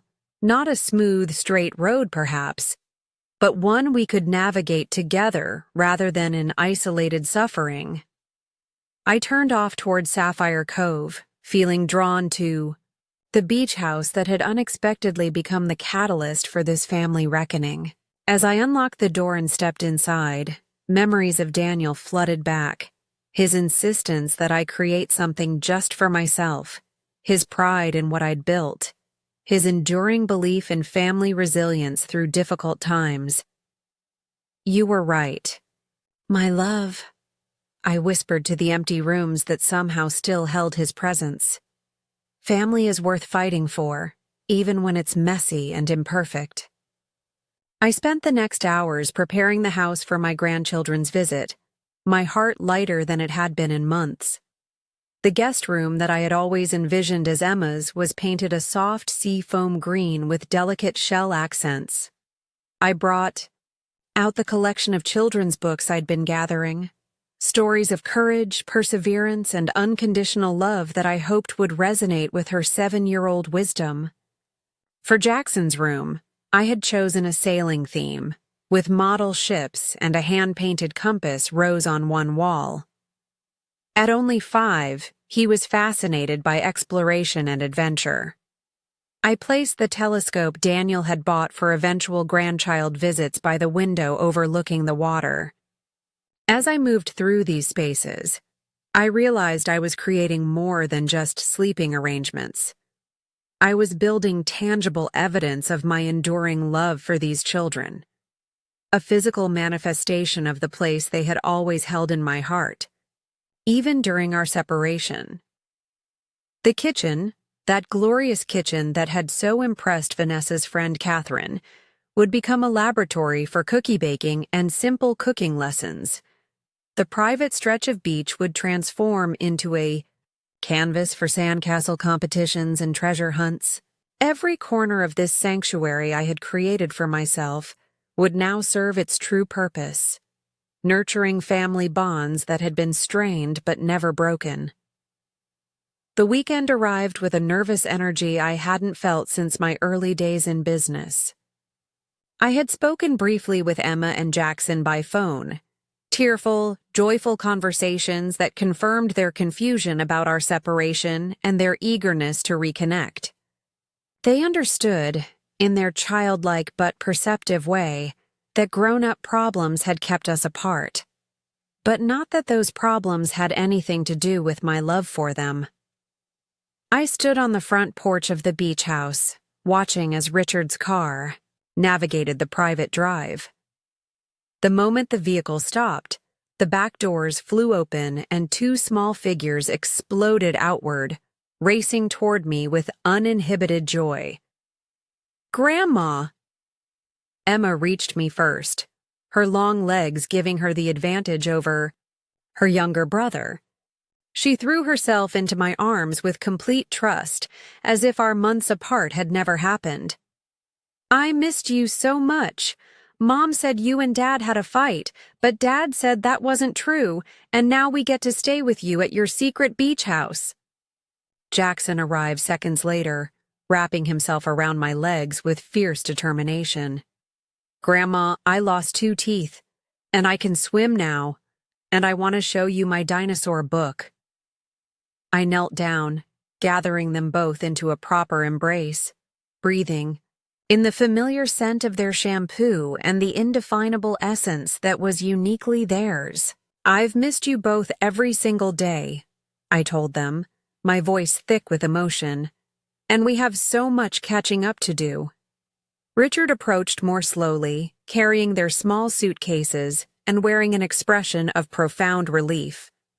Behind him, Vanessa remained in the car, her posture stiff and her gaze averted, not quite ready to fully participate in this reunion, but not actively preventing it either. Progress, however small, was still progress. "The Tideline Inn is expecting you," I told Richard quietly as the children raced inside to explore their rooms. "I've arranged everything. They'll be perfectly safe with me, and will call before bedtime each night." He nodded, setting down the bags. They've talked about nothing else all week. Jackson packed and unpacked his suitcase 4 times to make sure he had everything you might want to see. His voice dropped lower. "Mom, thank you. Not just for this, but for everything. For showing us a way forward when I couldn't see one." "That's what mothers do," I replied simply. "We hold the light when the path seems darkest." As Richard returned to the car, where Vanessa waited with visible impatience, I turned toward the house filled with the sounds of excited children discovering their specially prepared rooms. Their delight echoed through spaces that had been too quiet for too long, transforming my private sanctuary into something far more meaningful, a place of healing and reconnection. The 3 days that followed became some of the most precious of my life. We fell into a natural rhythm that belied our months of separation. Mornings began with pancakes shaped like sea creatures, followed by beach explorations as the tide retreated, revealing tide pools teeming with fascinating marine life. Emma proved to be a meticulous collector of uniquely shaped shells, carefully recording her finds in a nature journal I had prepared for her. Jackson's boundless energy found perfect expression in elaborate sandcastle constructions that grew more ambitious each day. Afternoons brought quieter activities as the summer sun intensified. Board games on the shaded porch, stories read in the comfort of the air-conditioned living room, and Emma's tentative but growing confidence at the piano I had installed the previous year. I taught them simple recipes in the kitchen, delighting in Jackson's serious concentration as he measured ingredients and Emma's creative flourishes as she decorated the cookies we baked. Throughout it all, we talked, not just about favorite colors or school adventures, but about the confusion and hurt they had experienced during our separation. "Mom said you and Dad had a big fight about money," Emma confided as we sat on the deck one evening, watching the sunset paint the water in shades of gold and pink. "But Dad said that wasn't true. I didn't know who to believe." "Your dad was right," I told her gently. "There was never any fight. Sometimes grown-ups face difficult problems and don't always handle them in the best way. Your parents were worried about some grown-up issues and thought it might be easier if we didn't see each other for a while. But that was a mistake, and we all know that now. Were they worried about the big house? Jackson asked with surprising perception, looking up from the seashell he was examining. Dad talks about the house a lot when he thinks we're sleeping. He sounds scared. Children, I reflected, absorb far more than we give them credit for.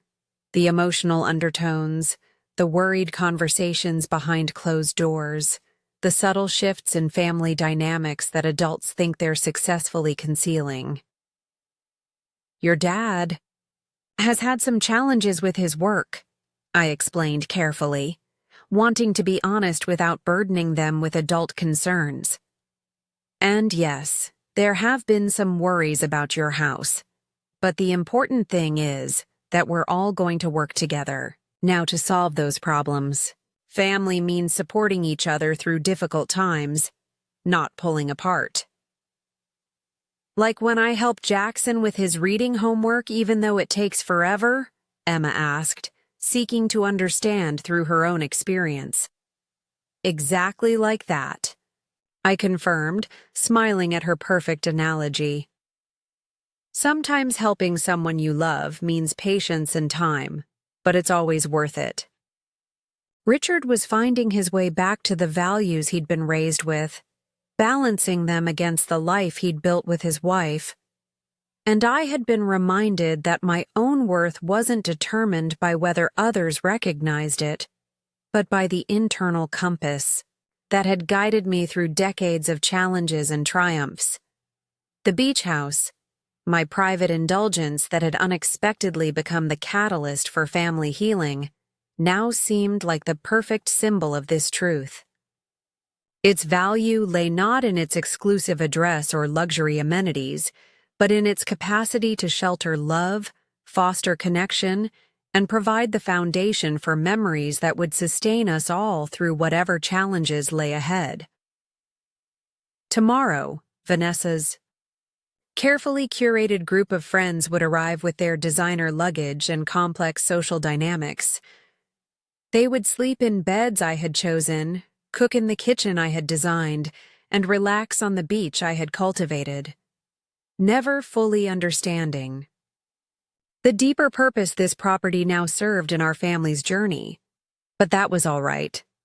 Some treasures are meant to remain private, their true value apparent only to those who understand that what matters most can never be measured in square footage or social status.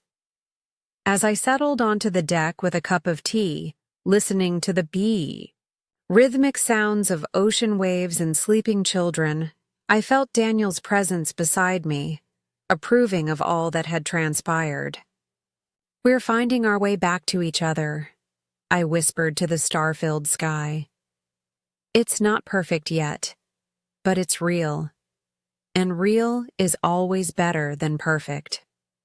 The morning of Vanessa's friend's arrival dawned with perfect clarity, the kind of flawless summer day that seems almost deliberately designed for Instagram photos. Standing on the deck of the beach house, I watched Emma and Jackson building one final sandcastle at the water's edge, their small figures silhouetted against the glittering ocean. These 3 days had restored something precious that I had feared might be permanently lost. Not just my connection with my grandchildren, but a sense of family continuity that transcended the superficial trappings Vanessa had prioritized for so long. Richard joined me at the railing, coffee mug in hand, his expression more relaxed than I'd seen in months. The time at Sapphire Cove had been restorative for him as well, providing space away from the pressures of their financial crisis and strained marriage. They haven't been this happy in a long time, he observed, watching his children's animated collaboration on their sand sculpture. Jackson's nightmares have stopped. Did you notice? He's been sleeping through the night here. I nodded, having made the same observation. Children are remarkably resilient when they feel secure. When they know they're loved unconditionally, they can weather almost any storm. Unlike adults, Richard said ruefully. We're the ones who get caught up in mortgages and status and what other people think. It's not too late to recalibrate, I reminded him gently, to remember what truly constitutes success. We stood in companionable silence, the morning breeze carrying the scent of salt and possibility. Tomorrow, Richard would begin his consulting work with Eleanor's hospitality group, bringing his architectural expertise to our upcoming renovations. It wasn't a complete solution to their financial troubles, but it provided stable income and a professional lifeline while he rebuilt his independent practice. The more complex conversations about their mortgage situation and unsustainable lifestyle remained ongoing. Vanessa had initially resisted the idea of downsizing, clinging to the prestigious address and impressive square footage as if they formed the foundation of her identity. But Richard had been unexpectedly firm, making it clear that continuing on their current path wasn't an option. I need to start getting the house ready, I said eventually, reluctant to disrupt this peaceful moment but aware of the day's logistics. Vanessa's friends will be arriving in a few hours. Richard checked his watch and nodded. I'll gather the kids and their things.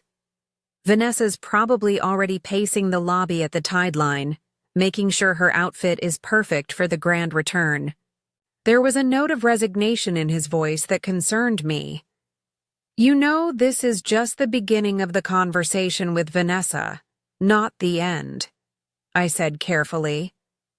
Real change takes time and patience.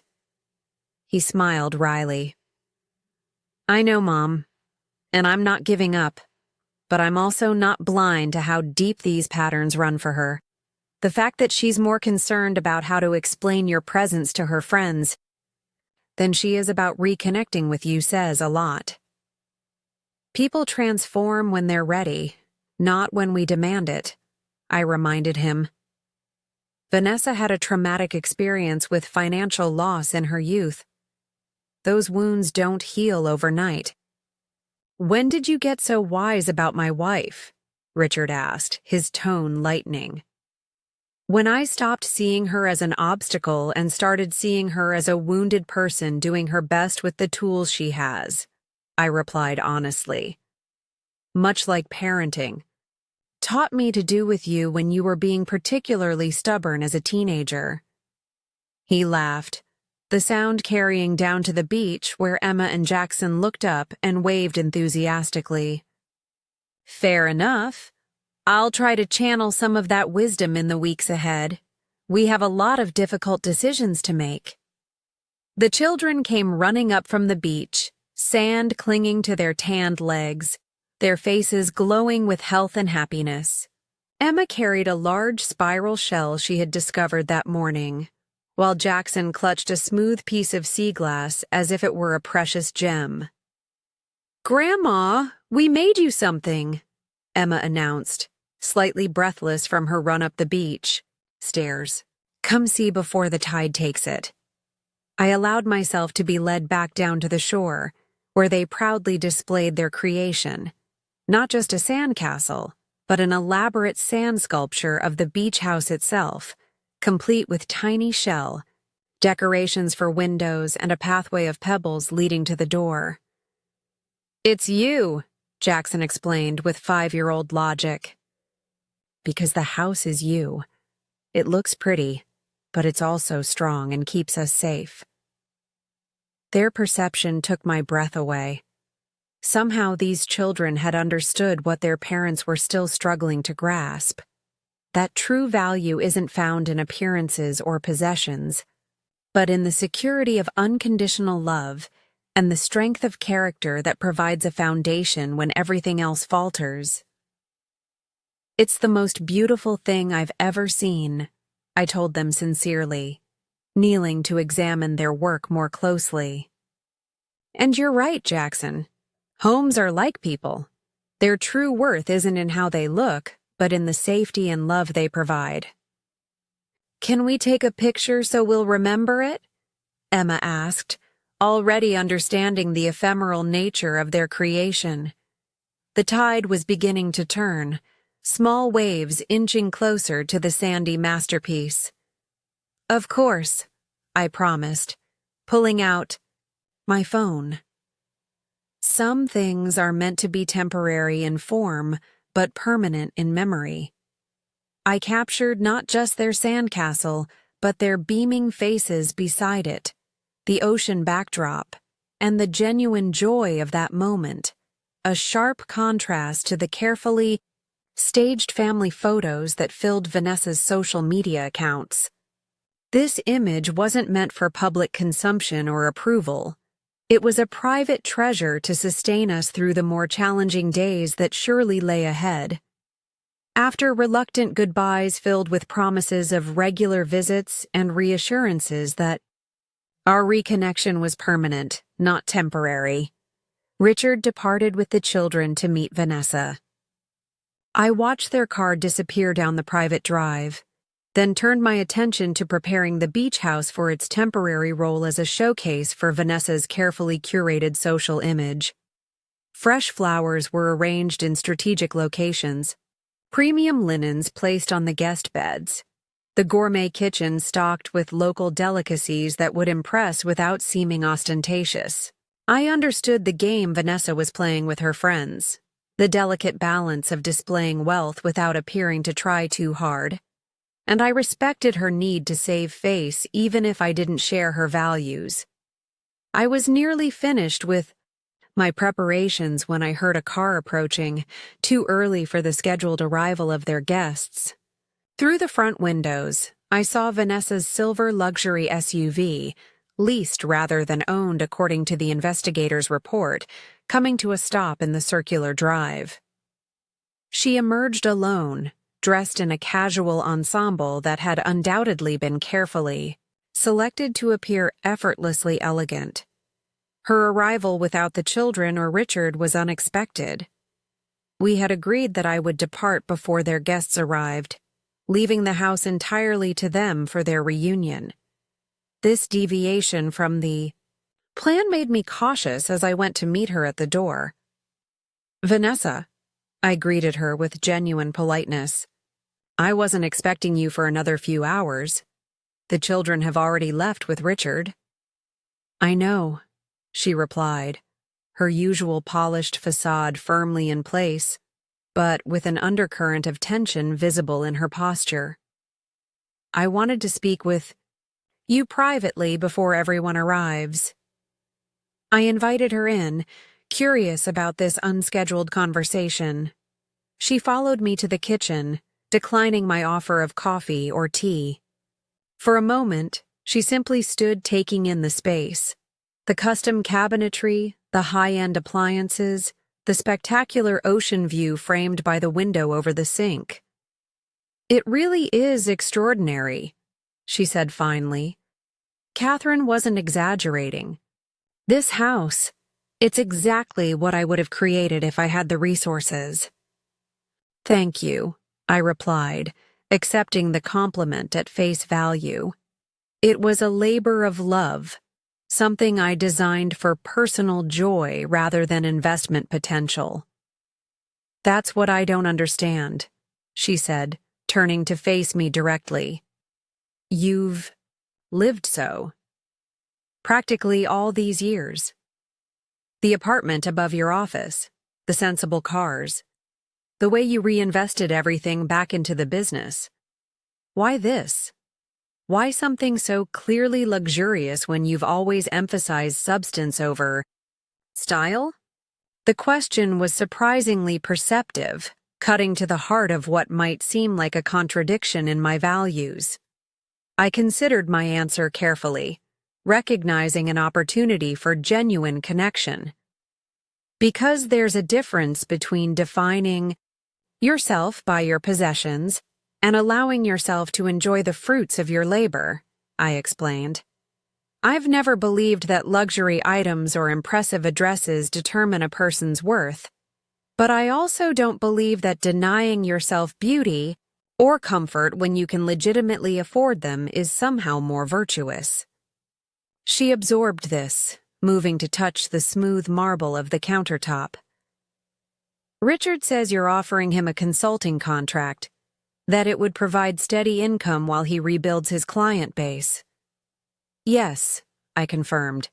His design talents would be an asset to our renovation projects, and the arrangement would benefit us both professionally while helping stabilize your family financially. And downsizing our home? Was that your suggestion as well? There was a defensiveness in her tone that suggested this particular issue remained a painful point of contention.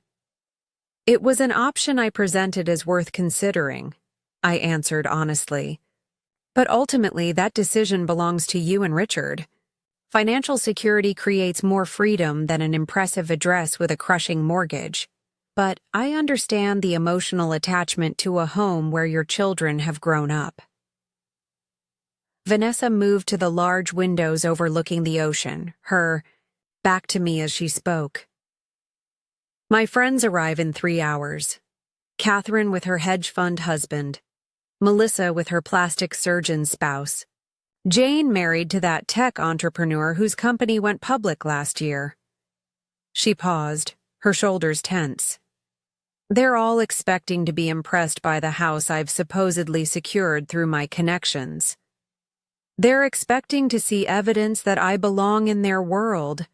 And, I prompted gently when she fell silent. And I don't, she admitted, her voice barely audible.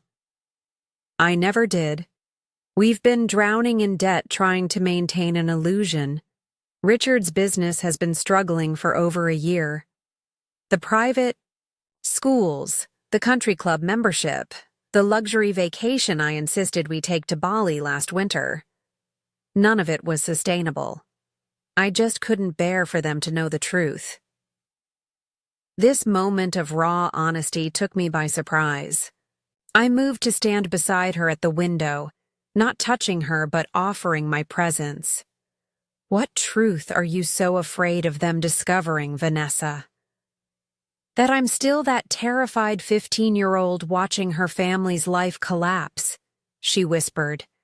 That despite marrying an architect from a good family and creating what looks like a perfect life, I'm constantly one step away from losing everything again. That underneath the designer clothes and carefully practiced confidence, I'm still the girl whose friends stopped calling once her father's business failed. The vulnerability in her admission was so unexpected, so contrary to the polished persona she had maintained for years, that it momentarily left me speechless. In that silence, she continued, the words seeming to flow more freely now that the first difficult truth had been spoken. I look at you, Eleanor, with your self-made success, and your unshakable confidence in your own worth regardless of what anyone thinks, and I feel ashamed. Not just of how I've treated you, which has been terrible, but of my own insecurity. My desperate need for validation from people who probably wouldn't help if we really needed them. The approval of others is a moving target, Vanessa, I said gently.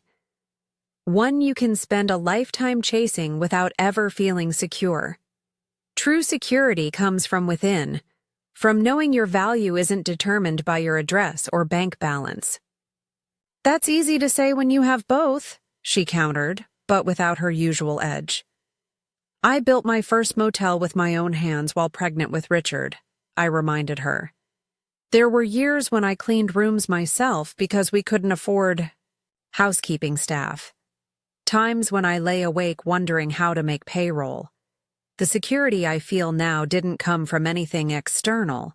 It came from facing those challenges and discovering I was strong enough to overcome them. She turned to face me, her carefully applied makeup not quite concealing the exhaustion beneath. I don't know if I have that kind of strength. You do, I assured her. It's there, beneath the fear, and you don't have to find it alone. That's what family means, supporting each other through challenges, not pretending they don't exist.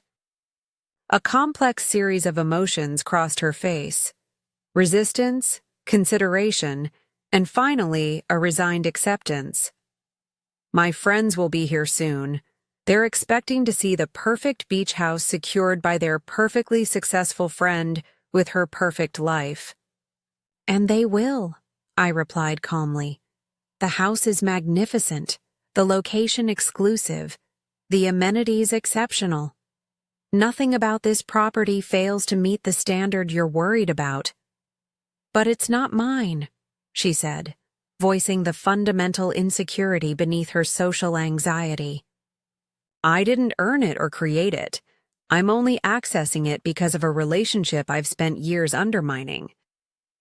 I recognized the crossroads we had reached, a moment where Vanessa could either retreat back into the safety of her carefully constructed facade or take a tentative step toward authenticity.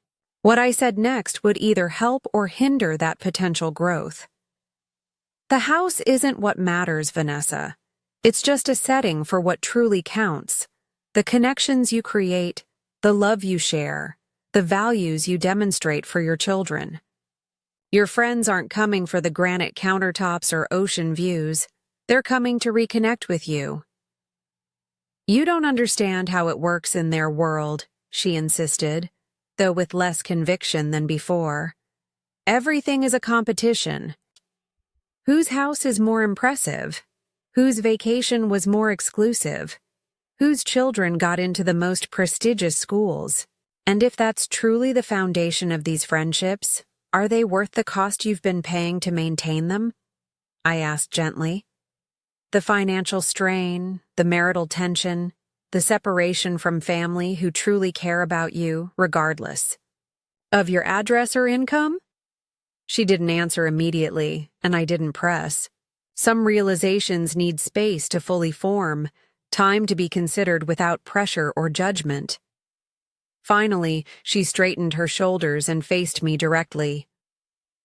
Richard told me what you said about my friends, that you wanted to be acknowledged as the owner of this house and the children's grandmother, not hidden away like an embarrassing secret.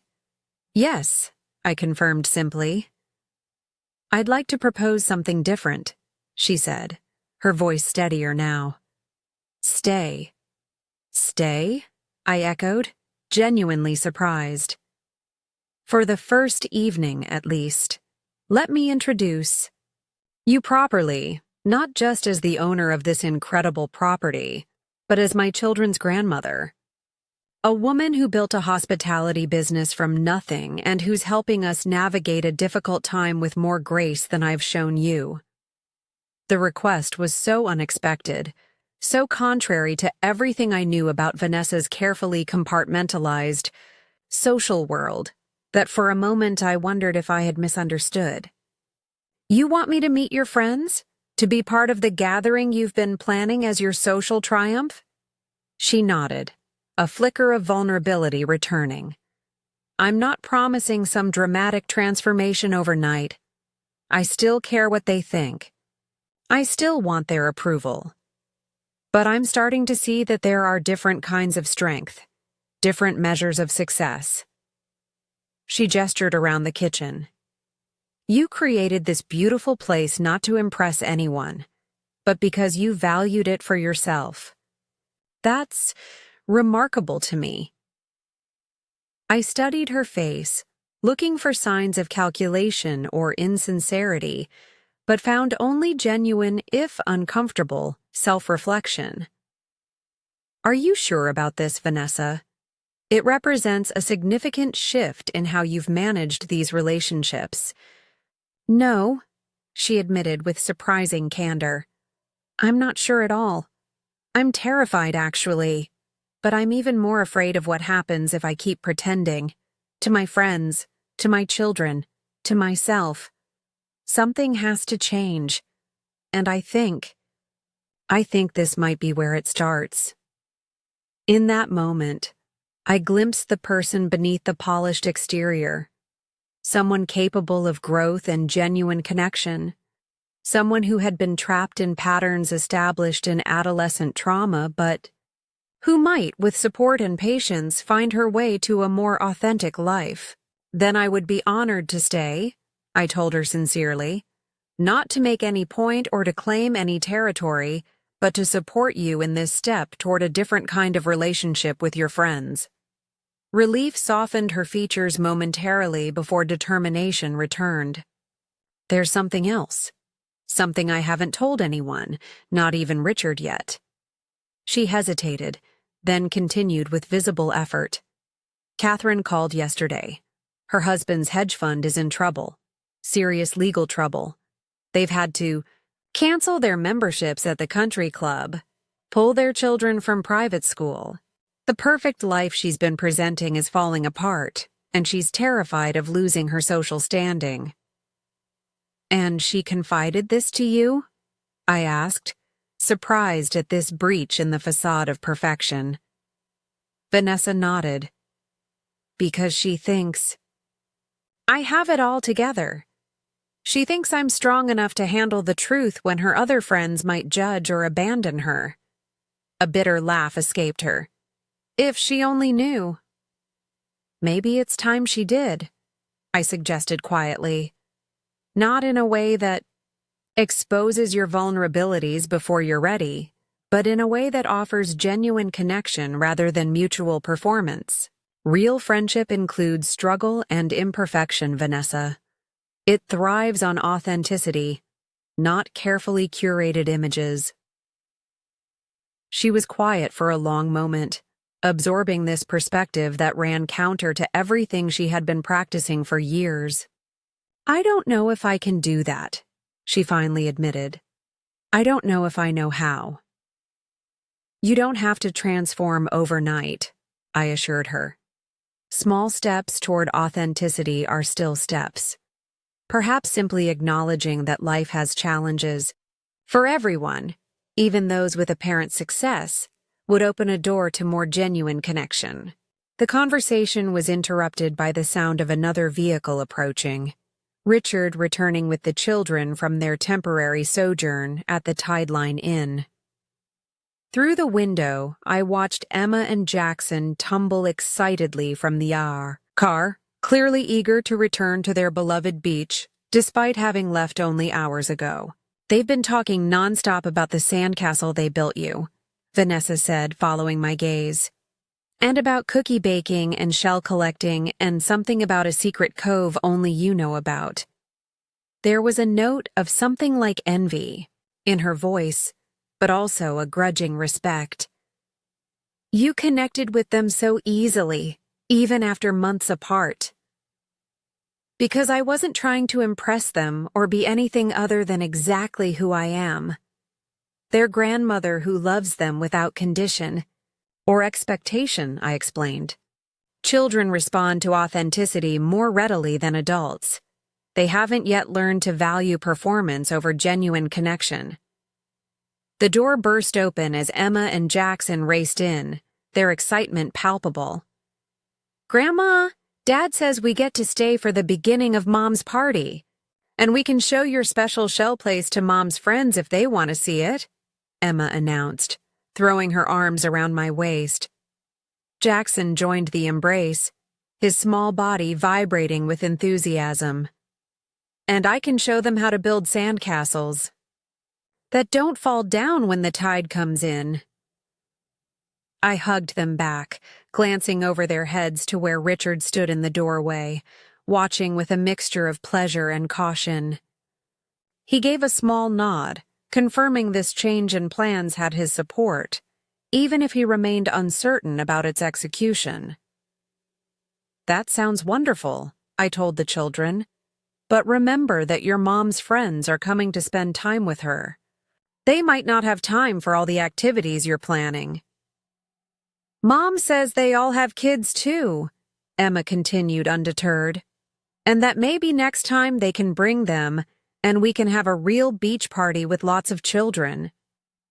This casual mention of next time, of future gatherings that might include more authentic family connection rather than just adult social positioning, caught both Vanessa and me by surprise. I looked to her for confirmation, finding her nodding with tentative but genuine agreement. "That's right," she said, making eye contact with me over the children's heads. "Maybe next time will be less about impressing each other and more about enjoying this beautiful place together." It was a small statement, but represented a significant shift in perspective, from the beach house as a status symbol to the beach house as a gathering place for genuine connection. Not a complete transformation, but a beginning. The hours that followed took on a surreal quality as we prepared for the arrival of Vanessa's carefully curated social circle. The children insisted on helping, their enthusiasm bringing a lightness to what might otherwise have been a tense process. Richard moved through the space with newfound confidence, no longer seeming diminished by his financial struggles, but finding strength in the honesty we had established as a family. Vanessa remained visibly nervous, checking and rechecking details, with the precision of someone who had invested too much of her self-worth in others' approval. But there were moments, brief but significant, where she paused to really see what was happening around her. Emma proudly arranging shells she had collected on the coffee table. Jackson explaining to Richard the importance of proper sandcastle engineering. Me quietly ensuring that the practical necessities of hosting were addressed without fanfare. "They arrive in less than an hour," she said finally, joining me on the deck where I was arranging comfortable seating for the evening gathering. "I'm not sure I can do this. Be honest about who I am, who we are as a family right now. What if they judge or withdraw? What if Catherine regrets confiding in me? Then you'll have valuable information about the true nature of these friendships," I replied gently. "But what if something else happens? What if vulnerability creates connection rather than judgment? What if the carefully maintained facades have been keeping all of you isolated rather than protected?" She considered this possibility, clearly finding it both attractive and frightening. "How do you do it?" she asked suddenly. "Live with such certainty about your own worth regardless of what others think?" "Practice," I answered honestly. "And necessity. When I started my business as a young woman in a male-dominated industry, I quickly learned that external validation was unreliable at best. I had to find my worth within myself, in my integrity, my work ethic, my vision, because the external world wasn't going to provide it consistently. "I've spent my entire adult life doing the opposite," she admitted, seeking validation from others, measuring my worth by their response, changing myself to fit whatever I thought they wanted. "And has it brought you peace?" I asked, though we both knew the answer. "No," she said quietly. "Just exhaustion and fear of being discovered as somehow not enough." The sound of approaching vehicles signaled the arrival of the first guests. Vanessa straightened, instinctively reaching to smooth her already perfect hair, to adjust her carefully selected outfit. "Remember," I said as she prepared to greet her friends, "you are Eleanor and Daniel's daughter-in-law, Richard's wife, Emma and Jackson's mother. The owner of this house is proud to host your gathering not because of your social connections or perfect appearance, but because you're family. And family stands together through challenges, not just celebrations." Something in her expression shifted. Not a complete transformation, but a subtle realignment, like a chiropractic adjustment for the soul. She nodded once, squared her shoulders not with artificial confidence but with genuine resolve, and went to welcome her guests to our shared space.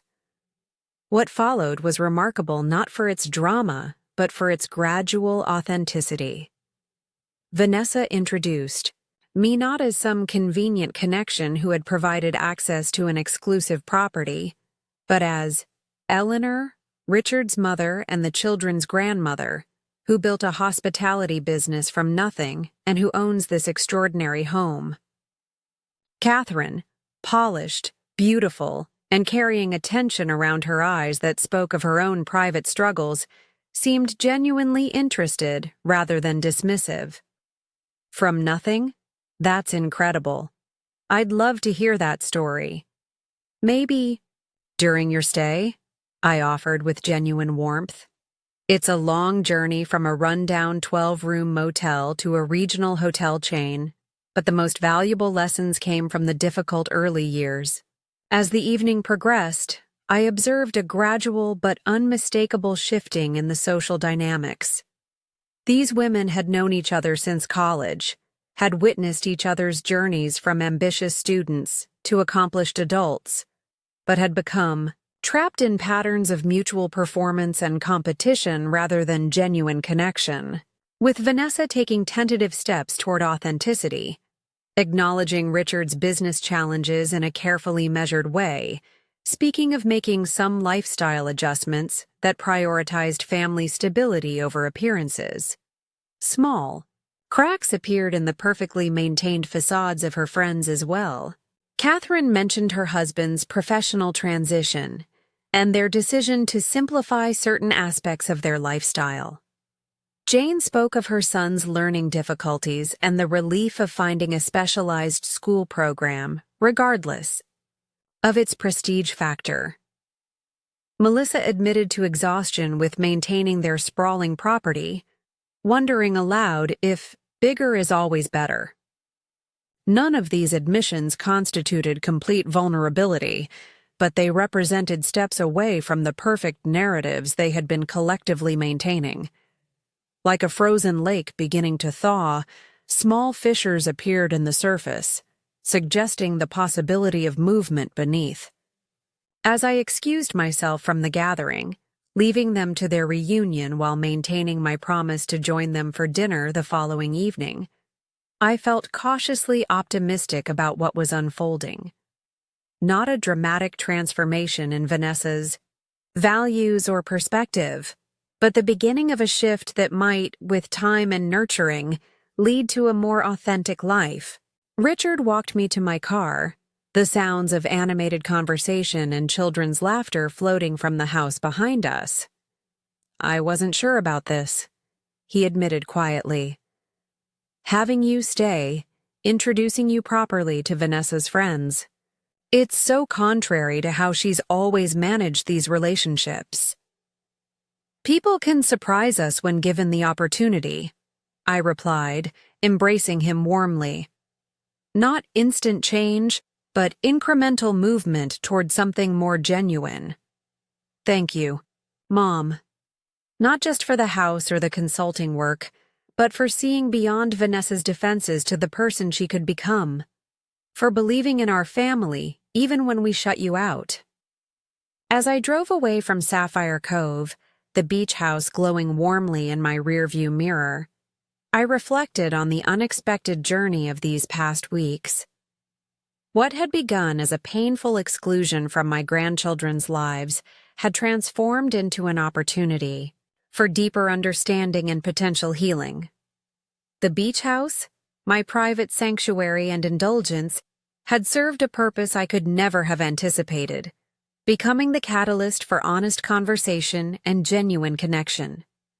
Sometimes I realized our most treasured possessions become valuable in ways we never imagined, not for their monetary worth, but for their role in restoring what truly matters: the bonds of family, the courage to face difficulties together, and the foundation of unconditional love that no financial challenge can shake. As I navigated the coastal highway toward home, I felt Daniel's presence beside me, approving of all that had transpired.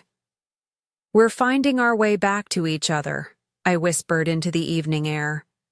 "Not perfectly, but honestly. And that's worth more than any beach house, no matter how exclusive the address." The road ahead for our family remained challenging.